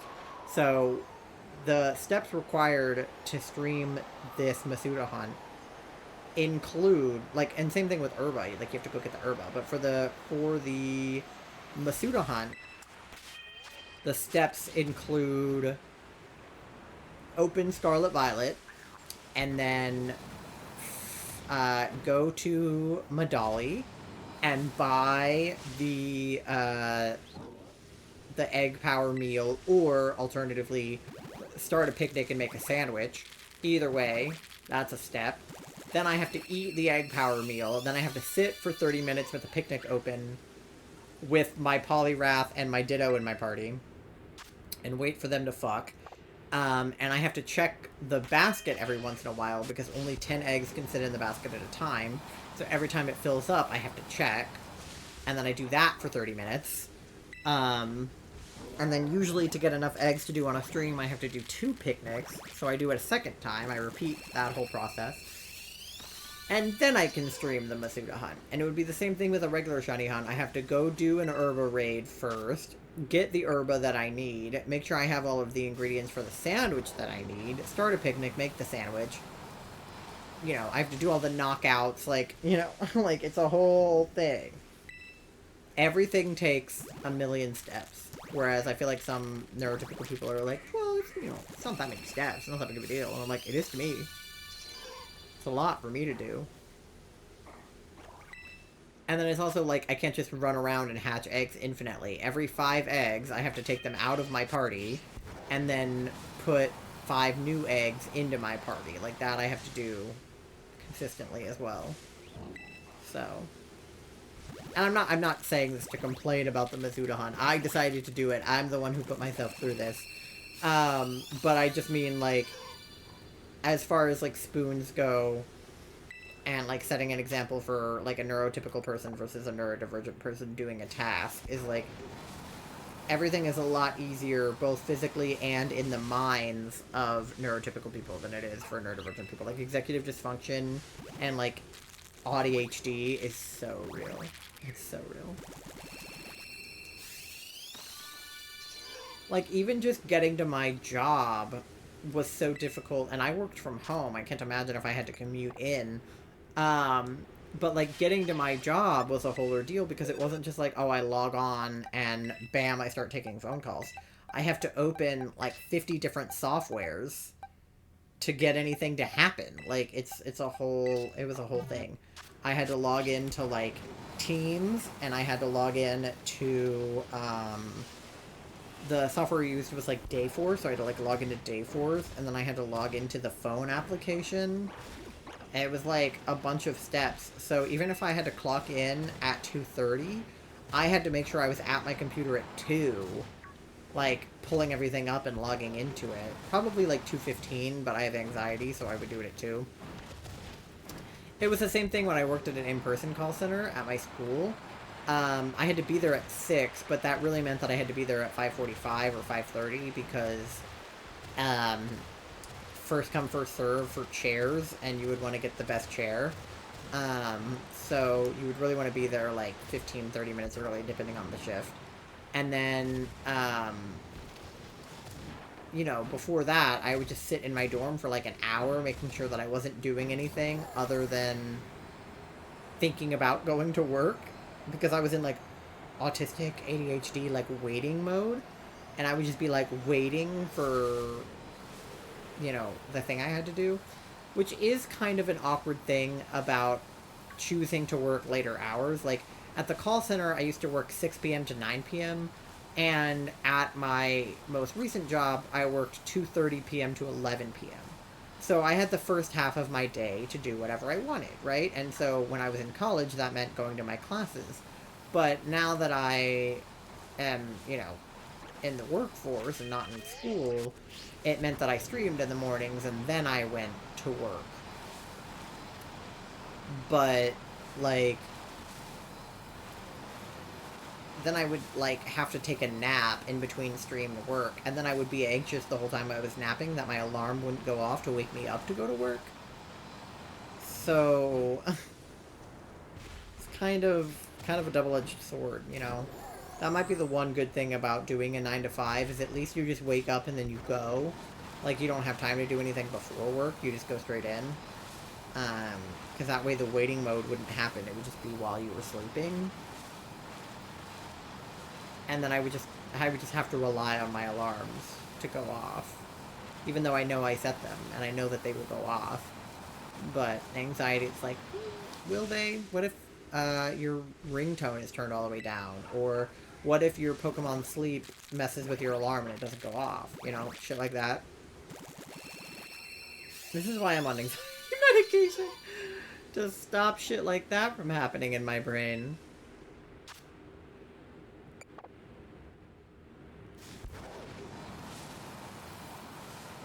Alright, anyway, I think that was the first egg of this batch, right? Yeah.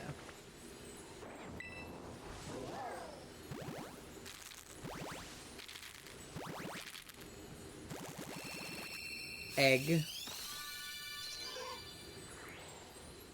Normie.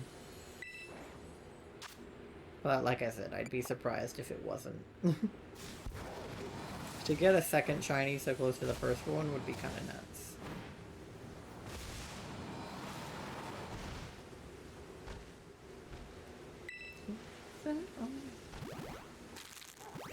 I feel like I didn't finish my thoughts on the tortured poets department. I don't remember how far we got into that conversation. I know I said that I didn't love it, but I don't know if I, like, talked about why. Charlie has the vinyl in here. But no, the album just feels, it's really weird. So, like, she did the, like, 2-part thing, right? Like, she released the album, and then 2 hours later she released, 15 more songs or whatever. And that's fine. Like, I'm okay with that.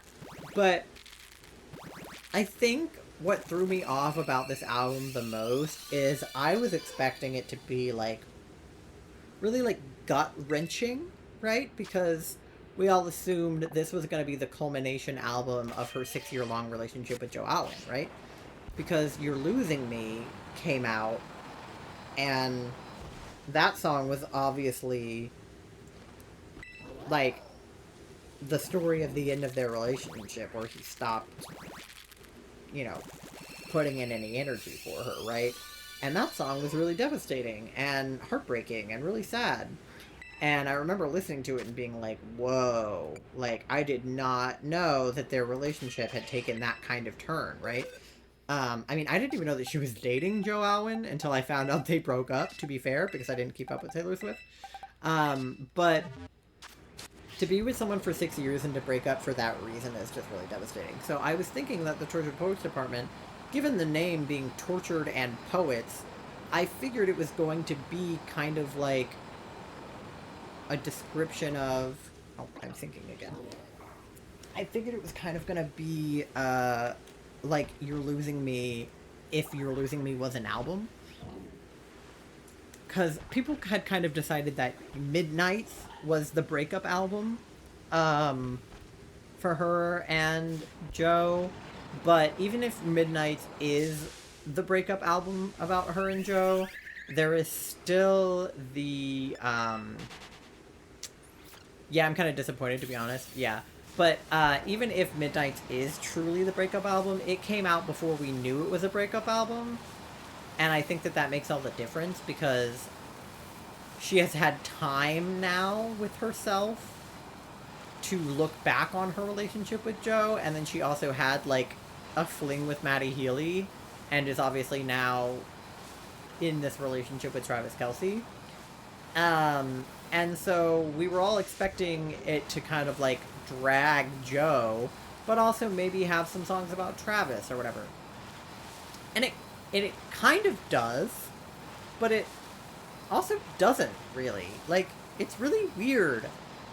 Like, her track 5 was So Long London. And we were all thinking to ourselves, well, this is going to be devastating because it's about Joe Alwyn, because she called him London Boy on Lover, and So Long London is obviously a reference to London Boy. So this is going to be... And it's a track 5, and her track 5s are notoriously really devastating. And I listened to So Long London, and I kept waiting for it to, like, make me feel anything. But it just didn't, really. And, like, the rest of the songs, like, I'm not saying that the album needed to be sad for me to like it, but if it was gonna not be sad, then I guess I wanted it to be, like, I don't know. I just wanted it to be good, I guess. That was my only thing. I just wanted it to be good. And I don't think that it's, like, necessarily, like, bad, but it's not good. Like, it's not great. Like, it's all... It's not very relatable, and usually people talk about how, like, relatable Taylor Swift is, but it wasn't really all that relatable. And again, it doesn't have to be relatable to be good, necessarily, but, like, it kind of felt like it was just her, like, I don't know. And to call it the Tortured Poets Department, and then for the lyrics to be some of the worst she's ever written, is actually really weird. Because she has written some really poetic lyrics that there's a running joke, like, oh, Taylor Swift or Shakespeare, where it puts a line from Shakespeare next to a Taylor Swift lyric, and the question is, like, which one of these is Taylor Swift and which one is Shakespeare. And, like, one of the lyrics that everybody keeps making fun of is, like, I think it's, like, touch me while your boys play Grand Theft Auto or something. And I get that she's, like, trying to be funny, but it's it's more funny, not that she's funny, but it's just funny that she thinks that that's funny, I guess. Like, I don't know. It's weird. And then the one in But Daddy I Love Him, where she's like, I'm having his baby, no I'm not, but you should see your faces.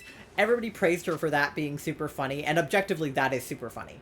But everybody praised her for that line, being like, oh, she broke the fourth wall, like, oh, she got us. But, like, what do you mean? Like, what do you mean? Like, why did she put that into a song? Like, just to be funny? Or, like, why are we... Like, what's...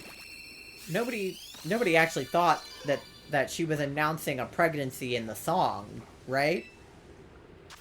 Nobody actually thought that that was what was happening, right? And, you know, it might be because I have bad auditory processing, and when I first listened to that song, I didn't know that that was the lyric until later. But it didn't get me, that's for sure. Like, I did not get got by that, because I didn't hear what she said. I just didn't process it. So it didn't have the same impact on me. And then, like, even the most compelling songs on the album still don't quite hit the mark. Like, I Can Do It With a Broken Heart, I actually really like, but it's still not quite there. Like, it doesn't have all of the pieces that I was hoping a song like that would have. Because talking about, you know, getting through a breakup and having to do things when you're heartbroken is so real, and I've been there. You know, I've been... You know, I had to go to school the next day, you know, after having, you know, shit happen to me and stuff like that. So, like, I get the concept of feeling very pressured to perform at a time in her life where she was going through probably one of the worst breakups she's ever had with such a long-term boyfriend.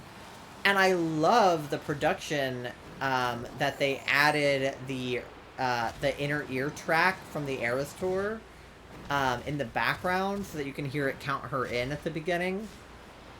Because the idea is, you know, she has that line about, like, the crowd was chanting more or whatever, and that she was having to do the Eras tour when she was so heartbroken, and the crowd was, you know, eating it up, and she was giving the performance of a lifetime, like a 3.5 hour long performance, while she's, like, crying on stage singing some of the songs that are probably about Joe.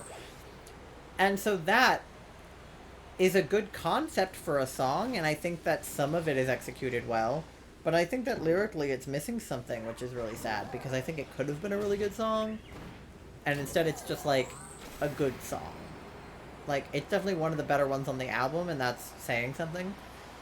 And then everybody was saying that... Okay, so you know how on TikTok there was an AI song that came out way before the Tortured Poets Department came out that was a quote-unquote, like, leaked Taylor Swift track, but it was actually just, like, an AI cover of Taylor Swift. Well, not even cover, because it wasn't a real song, but an AI, like, interpretation of Taylor Swift. And it was like, I'm so proud of my boy Travi, he made it to the big game. And it was about him winning the Super Bowl, and she's like, one step closer to making Kelsey my last name. And people would, like, play it for their friends and be like, this is only Taylor Swift track, and then they would believe it, and it's obviously not a real Taylor Swift song. And so she released a song called The Alchemy on the new album, and it references touchdowns and you know, like, scoring and the boys, and it, like, is obviously making a bunch of football references. Oh, I have an ad playing right now. Okay, I'm gonna go on my ad break and grab dinner, and then I'll finish this thought in a minute. Okay. BRB.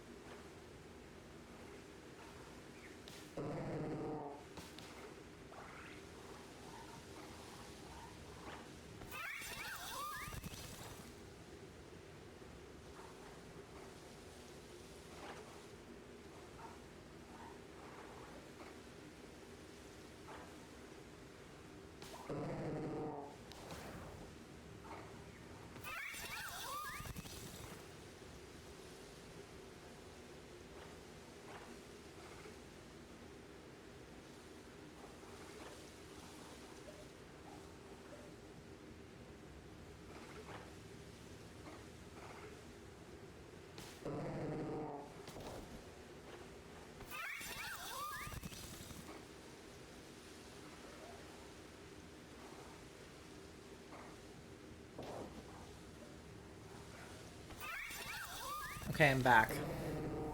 My head was kind of hurting from the headphones, so I took them off. But I can't hear the game or the stream now, so if there's an alert and I don't hear it, you guys have to let me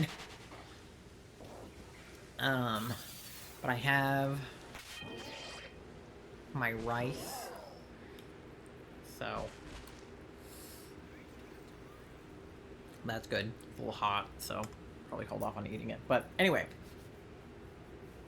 Treasure Poets Department. So the Alchemy has a bunch of football references in it, and everybody was like, "Oh, well, this song is obviously about Travis Kelce." My butt hurts. It happens. Everyone's like, "Oh, well, this song is obviously about Travis Kelce because he plays football, so it's obviously about him." But if you listen to the song, it doesn't seem like the kind of song that you would write about the person that you are currently dating. Like, it sounds like, and this is just a theory, a game theory, a music theory, rather, and it's also not my theory.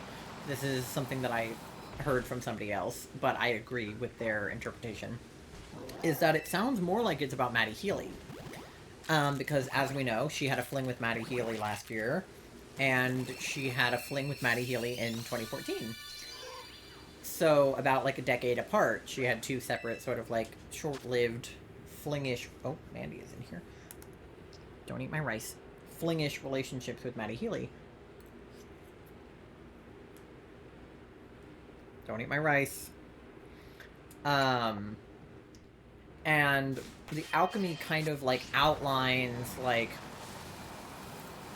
you know, coming back to that person and being like, no matter, you know, how much time we spend apart or who else we date, we always come back to each other. And that is a very Maddie Healy kind of thing to say, because... Mandy, I'm trying to keep her from eating my rice. Because she... Stop! She's trying to eat my rice! Get out of here! Because she and Maddie Healy did kind of find their way back to each other. And he was, like, the first person she called up after Joe broke up with her. She immediately... Not immediately, but pretty quickly got back in bed with Maddie Healy, right? Like, he was obviously the rebound boyfriend. And, you know, she called him up, and he was obviously free and down, and, you know, the rest is history. But if you really listen to The Alchemy, the football references, I feel like, are a red herring. Trying to distract you and make you think it's about Travis Kelce, but it's not. Also, like, football references in music are not uncommon, right? Like, to say touchdown in a song is not necessarily to say football, right? Like, she makes sports references in her other music. She has always been a football fan. She talks about being an Eagles fan. So it's not unusual for somebody who is a fan of football to make a football reference in their music, right? Like, that's not crazy. And, like, you know, in game, she makes football references, and that was before she was dating anybody who had played in the NFL or played football at all, so she had never really dated an athlete, period. She dated a lot of musicians and actors, but not really athletes, you know? So that would be like saying In-Game is about Travis Kelce just because she references football, even though she hadn't even met him yet. So, yeah, people were saying, oh, Alchemy is just like the version of Travi Made It to the Big Game that's actually on the Treasure Poets Department, but I actually don't think that song is about him. I think So High School is about him. Because So High School is a lot like So American by Olivia Rodrigo.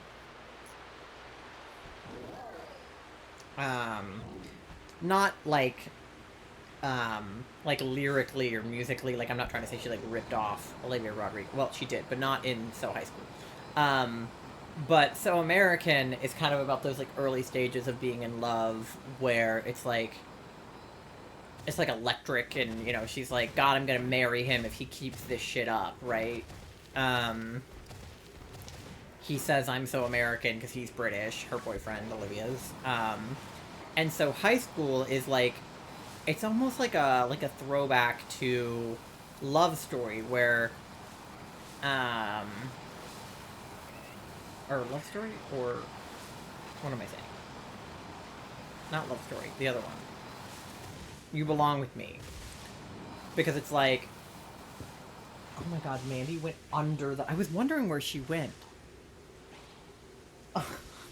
Okay, so I have a blanket on the couch, and Mandy is curled under the blanket. She's right here. You can't see her, but she has curled her way up under there. Psycho. Oh my god. But So American is like So High School in the sense that So High School is also those like early stages of being in love, where like she's the blonde popular girl at school and Travis Kelce is the football player, right? Like,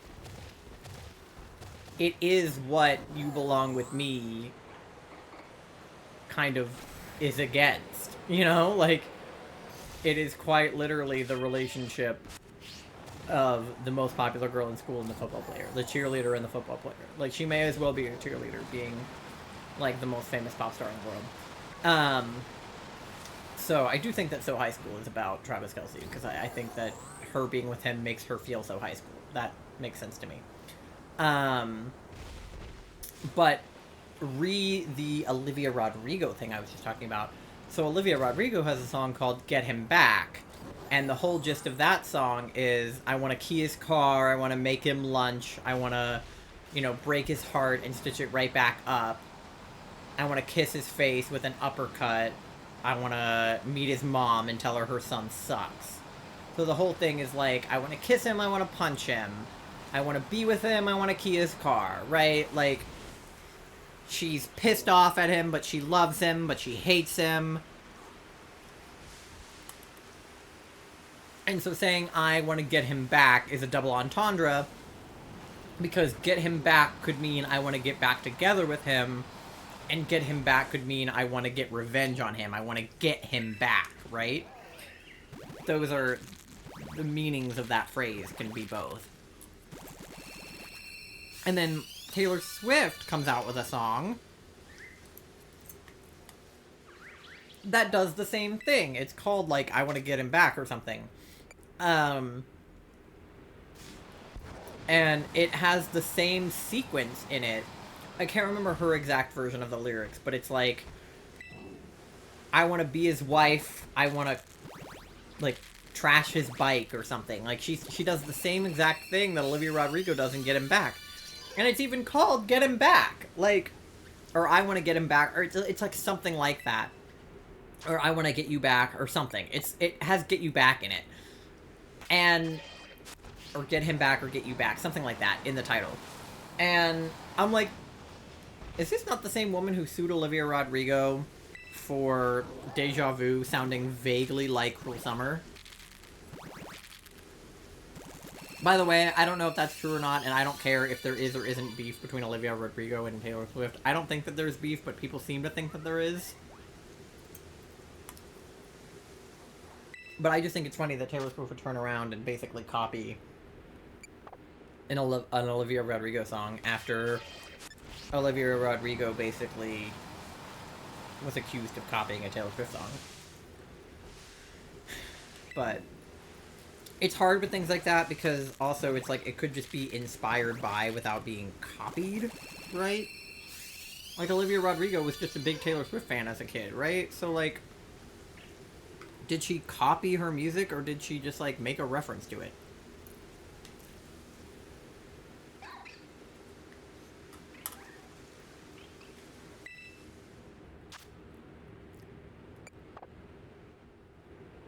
Like, unless you're really blatantly copying an artist's music, I don't think we should go around suing people for songs sounding the same, because there's only so many chords, you know? Some songs are just gonna sound really similar, because they have the same chord progression. But probably not because they actually have anything to do with each other.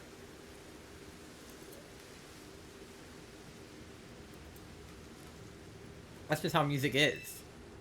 And the more music that comes out, the harder it's gonna be to write new music.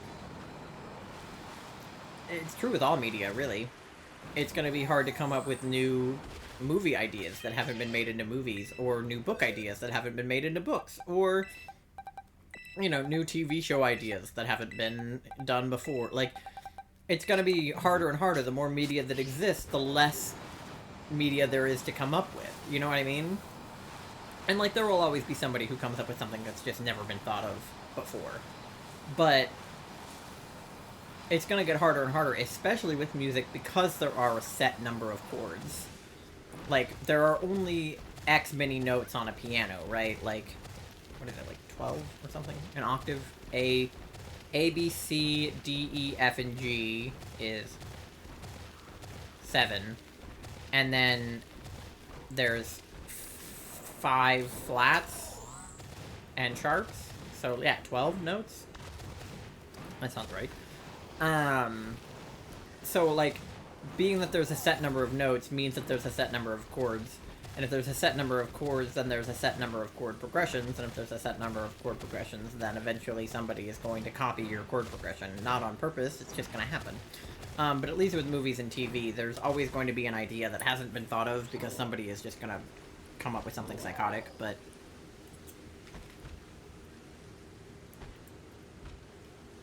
something that I think of a lot is one of the kids in my senior class at Mason.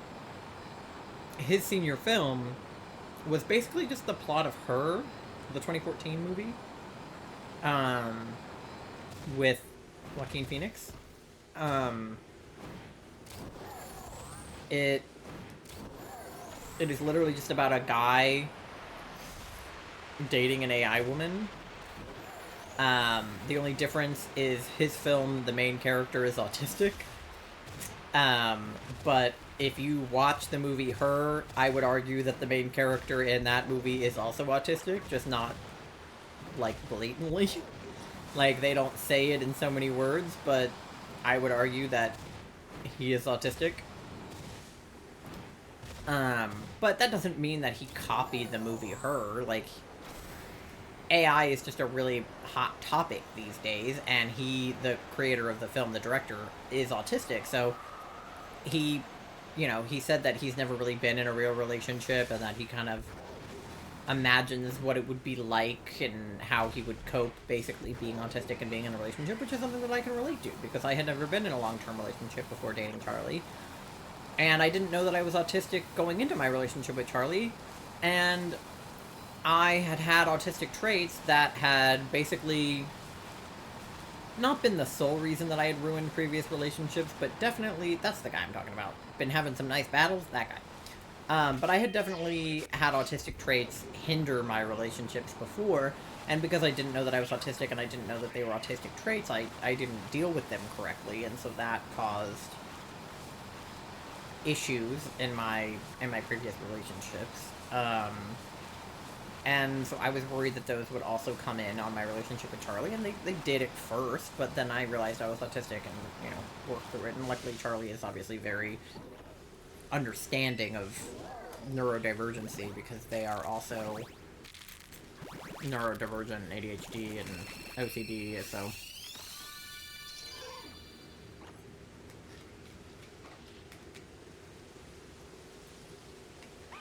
Sorry, I'm just eating my rice. I'm hungry. Don't mind me.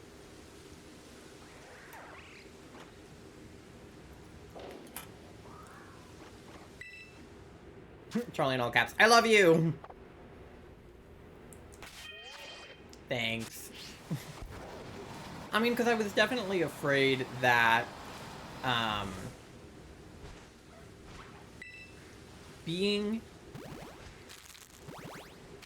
So, something that happened in my first relationship with my first girlfriend that I really regret and wish that I had expressed better was that a combination of being autistic and being asexual and possibly, like, on the aromantic spectrum is that I really don't know what romantic attraction is, or what it feels like, or if I experience it, or how strongly or how often I experience it, and whether or not I'm experiencing it correctly, or if there is a correct way to experience romantic attraction. And so, you know, I expressed to her that I didn't really enjoy kissing. Like, I didn't like that. Not kissing her in particular, just kissing in general. Like, it isn't something that I really like, especially back then. And then also, like, I'm not a very empathetic person because of my autism, and I used to think that I might have been on the, um, sociopathy spectrum, because I lack empathy so much, but it's just because I'm autistic, not because I'm a sociopath. But I didn't know I was autistic, so I thought I might be a sociopath. Good news is I'm not a sociopath, but I didn't know that. So, you know, I told her that basically I wasn't sure if I was capable of love, and that I was not very empathetic, and that I had trouble caring about things that, you know, didn't, like, relate to me or involve me, and that I was on the asexual spectrum, so I didn't really like kissing or touching or, you know, anything like that. So all of that translated to my girlfriend that I didn't like her, and I didn't like kissing her, and that I didn't love her, and that I wasn't capable of loving her, and that I never would love her. That's basically how she took that. And I wish that I had explained it better, and I wish that I had known I was autistic, because if I had told her that the reason was because I was autistic, she probably would have been less freaked out. And then if I had just explained that the reason that I didn't love kissing was just because I was on the A spectrum, though I did explain that because I knew that I was on the A spectrum, but I just wish I had had better vocabulary to explain it to her at the time, because I just didn't. And so with Charlie, I tried to tell them, like, up front, I was like, hey, like, I am asexual, so, like, I do not want to have sex with you, and also, I might be a sociopath, but I don't know, the jury is still out, because this is before I knew I was autistic. And they also, they've apologized profusely for this now, but at the time, they also took it the same way that my ex-girlfriend took it, which was just like, I don't care about you, and I don't love you, and I'll just, like, never kiss you or have sex with you or, like, anything ever. That was basically how they took that at the time. And so they got kind of freaked out. They were like, I don't know if I'm okay with that. And I was like, oh, okay. And then we talked it out, and it turns out they were okay with it, and it turns out that I'm just autistic. And sorry. I know you're sorry. I know that you've apologized for this, and we figured it out. But at the time, I just had flashbacks to my ex-girlfriend being really freaked out by it. I reacted poorly. Yeah, you did, but you had no idea what was going on. And so, like, I basically just kind of, like, shut down ever,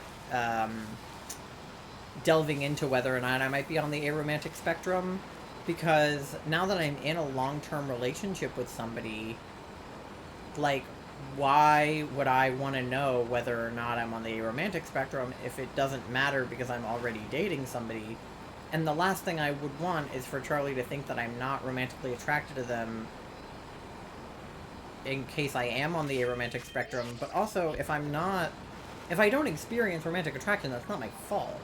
Like, I think that I do to a certain extent, but I don't know for sure, you know? And it's the same thing with, like, sexual attraction, right? Like, figuring out that I was ace meant basically thinking about the idea of sex, realizing that I don't like it, and then deciding not to have it, basically. No, it's not so valid. Yeah, so that's why I've started playing with the idea that I might be on the aromantic spectrum. But I know that I love Charlie, I just don't know if that's in a romantic way or not. Like, how am I supposed to know? People are like, oh, well, when you know, you just know. And I'm like, but I don't know. And I don't know if I don't know because I'm autistic or because I'm aromantic or both. It's very confusing. I don't know how I'm supposed to differentiate romantic attraction from... Like, what is romantic love versus regular platonic love? I don't know. I love my friends as much as I love Charlie. The only difference is I kiss Charlie and we live together and, like, have a romantic label slapped onto our relationship. but I don't think that I, like, love them, like, more. I mean, like, I love them more in the sense that I know them the best and we spend the most time together, so I love them more than some of my other friends based on that alone. But, like, when Kat, Charlie, and I were all living together, I loved Kat and Charlie, like, the same amount. I still do. But Charlie and I, like, kiss, you know? So, like, what makes that romantic attraction? Just because we do kiss? But do we kiss because I want to kiss in a romantic way? Or because that's just what you do when you're in a relationship? Like, I don't know if I want to kiss, you know? But I've come around on kissing. I used to really not like it. I like it better now. But I still think it's really weird. And tongue is super weird. I don't get tongue. I don't understand it. I don't like it. I don't know why that happens. I think it's a weird addition to kissing, is to put your tongue in someone's mouth. I think that that's weird. But that might just be because I'm autistic, but it might be because I'm aromantic. I don't know. And therefore, I just ignore that. Because at the end of the day, it doesn't matter if I'm on the aromantic spectrum, because I'm with Charlie and I'm probably never going to be with anybody else for the rest of my life, you know, unless somebody dies or something. So, like, it's probably fine, but I just don't know. But, yeah, I don't know. Gender and sexuality are super confusing. Like, I also did this with non-binary, where I came out as non-binary and then I just kind of, like, never elaborated. People are like, oh, well, like, what kind of non-binary? Like, are you, like, agender? Are you, like, demi-boy, demi-girl? Like, are you gender queer? Like, what kind of non-binary are you? And I was like, no, just non-binary. No specific kind. And they're like, yeah, but I mean, that's like an umbrella term. You can pick out a more specific label. And I'm like, no, I don't want to. The most micro label I ever got was identifying as demisexual rather than asexual. And that's only because I developed sexual attraction after being in a relationship for like a year with Charlie. And I was like, oh. But even still, I don't know if it's sexual attraction or if it's just libido. Because I was also on testosterone, which makes your libido go through the roof. So, like... BRB still checking for spices. Yeah, we can't find Charlie's spices. We have no idea where they went. We thought we had like a tub of spices that were Charlie's, but now we don't know where they are. I feel like you just emptied all of your extras into those glass jars. But maybe you didn't? I don't know. But I thought that you did. Because originally Charlie only kept their spices in these, like, really small containers. But they had extra, like, leftovers. So we, I thought, poured the leftovers into the larger glass jars. But now we don't know if that's true or not. I mean, regardless, we'll find them when we move. Like, if they are out there, we'll find them. And if they're not, then we won't. But, yeah, I don't know. I don't know what's up with the spices. Who's to say, really? Not me.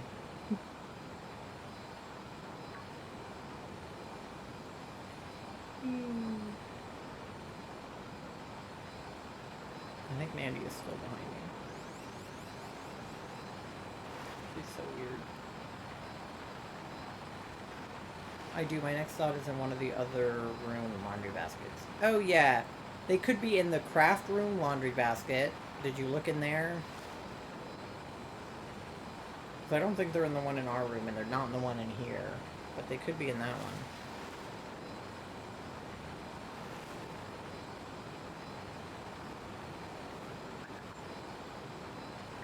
Check there, no luck. Okay.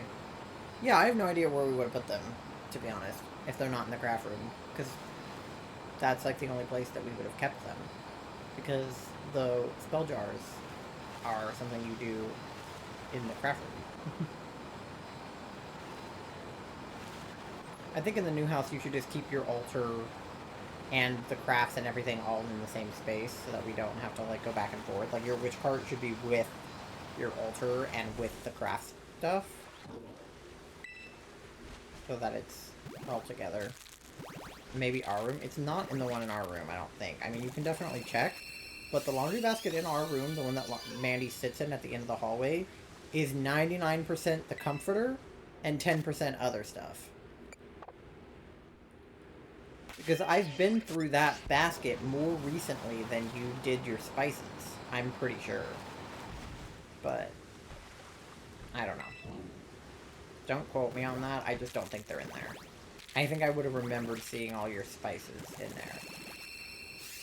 I also don't think we would have kept them in a laundry basket on the floor where Mandy could get to your spices. Like, I'm pretty sure that's not something we would have done. Because they used to be in that plastic box on your side of the bed.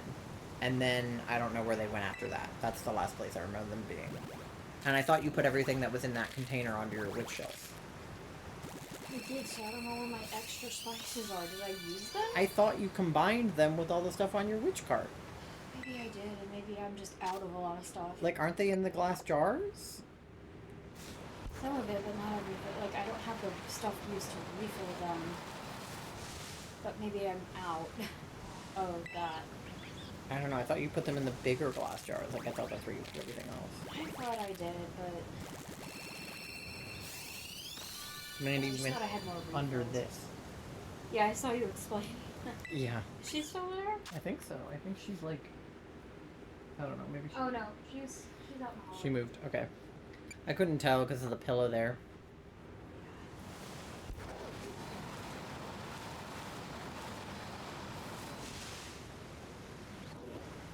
I'm just going to assume for now that it is combined already, and I'm just crazy. Yeah, and if we find them later, then we'll pack them in a No, different no box. bottles, I swear. I just don't know where else they would be. Like, we would Yeah. have found them by now. Right? Like, you can check the laundry basket in our room. I just think that that's mostly the comforter. I think you're right. And I think I would have remembered seeing the spices in there, and I would have put them into the craft room by now. Yeah. I don't know, did you check the little blue box next to our bed that you probably all your stuffed animals on? Yeah. They're not in there? No, I wouldn't put them in that. That's my, like, memory box stuff. Yeah, I know. I just thought that they were in that plastic container, and then you put that in there. I didn't. It didn't fit. Okay, but you had tried to? Yeah. Okay. But I wouldn't put my spices, like, loose in there, Alright. because I wouldn't want them to get all over my Well, memory. no, I know See? you wouldn't have put them loose. I thought they were in that plastic container. That's what I'm saying. Okay, I think I'm on my last row of eggs, actually. Woo! I have these, and then I have the one stray. That guy. And then that's it. So, we're getting to the end here. Of course, none of them were shiny, but I didn't expect them to be. I just needed to get them hatched so that I can release them. You can't release eggs, it won't let you. You have to hatch them. Yeah. It's probably going to taste like to eat, like, just a little bit something. Yeah, try like applesauce or Yeah, all the apples. one of your sucky applesauce things. And I took my Metaderm already, but I need to get Mm-hmm. so I'll take that. Or you could try, like, I mean, rice I feel like is pretty easy on the stomach, but Applesauce. applesauce is good, yeah. Yeah, I'll have some applesauce with you. I don't want one of your little sucky ones, but I'll eat a real one. Charlie has those, like, baby food pouch apple juices, applesauces that you, like, suck out of a container. I don't like baby food. I don't like baby food. I don't want to eat. I love these. I don't want that. Yeah. That's gross. This is two for me. Yeah, I don't want one of those. That's baby food. I'm gonna go eat my. Alright, go eat your baby food. Like the little baby that you are. Yeah, Charlie is a baby. That's why they eat baby food.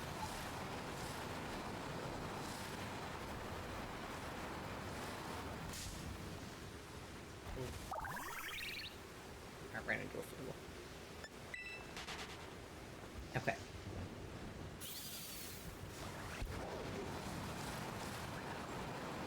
Yippee! I'm so glad we're on our last batch of eggs. I'm just a little baby. So true. Charlie was actually just born.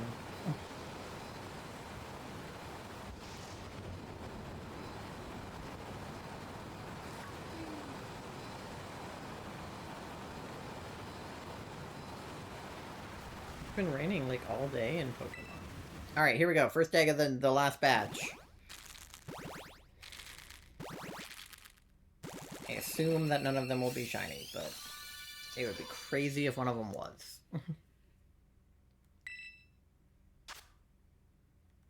Nar.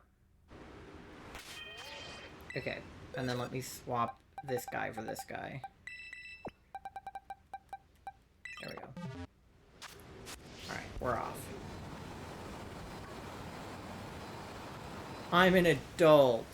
Dinner, 2 squeeze applesauce and cranberry juice from the jug. Yeah, not even drinking it out of a cup. Just straight from the bottle.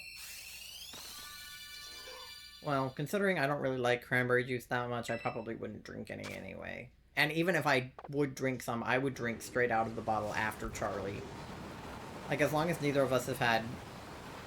Well, Charlie wouldn't have had gluten, but as long as I haven't had gluten, I can drink out of the same thing as Charlie. If I've eaten gluten recently, then I can't. But I haven't, because I just had rice, which doesn't have gluten, so... I mean, I guess some rice has gluten, but the rice that we have doesn't. Alright. Final countdown.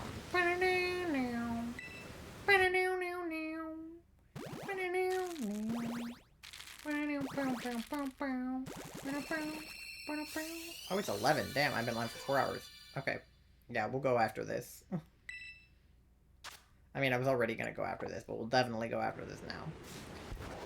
I'm just glad we're done, and then I can update the stream schedule to say that we're doing PLA on Thursday instead of more of this. Thank fuck. I love drinking my applesauce. I'm sure you do, baby. I bet you love drinking your applesauce.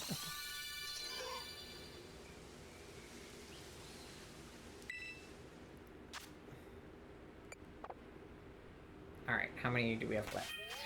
Just the one. Okay. One last egg. One that I assume is not shiny, because it was pretty close to the egg that was shiny, so it would be pretty crazy if they were both shiny. But, like I said, I'm just glad that this is over. Like, I had fun, but I'm done with it now. I won't Masuda hunt for a long while. I'll do some outbreak hunts if I'm going to shiny hunt between now and my next one. Because we'll need a shiny Froakie, so that'll be an outbreak to get a shiny Greninja. I mean, of course I could Masuda that, but I would really prefer not to. And then... what else do we need? Shiny Bulbasaur, same thing. I think I can... I don't know if there are Bulbasaur outbreaks, so that might have to be a Masuda, I don't know. But hopefully I can just get a Bulbasaur outbreak. I don't know if that's possible, but that would be ideal. Otherwise we'll have to Masuda him, and then Seismitoad does not exist in this game. So I don't know how we're supposed to get him. I guess the idea was to do every shiny frog that exists in this game, so it just wouldn't include Seismitoad. But maybe he exists in PLA? I know he exists in Sword and Shield, so we could try him there. I don't know how to shiny hunt in that game, but we could learn. And then we'll learn in PLA. We'll figure it out. We'll figure out what the best plan is.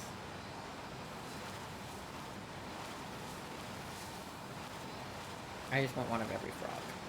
And then of course we'll have to do another Poliwhirl in order to get a Poliwrath. And then another one for another Politoed. But I will put a pause on them for now. Alright, last egg. Final egg. The last egg I will ever have to hatch for this. He's normal! Yippee! Alright. We're done. We are absolutely Jover.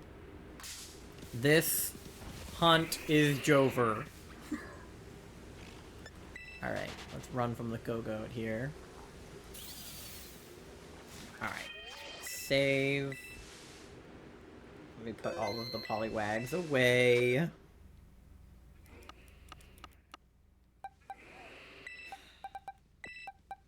And then double check that I don't have any eggs hiding anywhere. I think that's everybody. I think that's it. That's all the eggs. Yep. Alright, perfect. We're done! We did it! Alright, let's see if there is anybody to raid, because I am eepy, I am going to bed. I mean, I'm not literally going to bed immediately, but I am turning this off.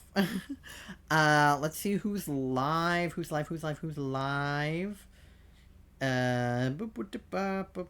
there are some people live. Let me see. Falsities is still going with her uncapped subathon. Ada's live. Let's do Hasty. I don't know if I've ever actually rated her before. Let me put my headset back on so I can hear. Charlie just pasted the raid messages in the chat, so if you are... Oh! My eyeball. There we go. It came off. Now they're, like, uneven slightly. I think it's because this guy's not in the middle. Okay, there we go.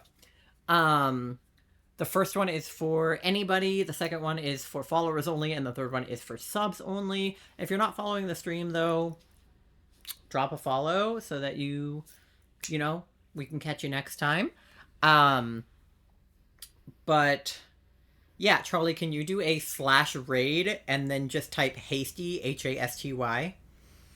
But yeah, so Thursday, instead of doing more Masuda hunting, since the Masuda hunt is officially Jover, we're going to start Pokemon... Okay, good. Thank you, Charlie. We're going to be doing Pokemon Legends Arceus first playthrough, and then that will be at 11 a.m. Eastern Time. And then Saturday at 7 p.m. Eastern Time, me and Charlie are going to be playing Suika. So join us for that. And just thank you guys all so much for being here through the whole Masuda hunt and for supporting me through this. I needed it.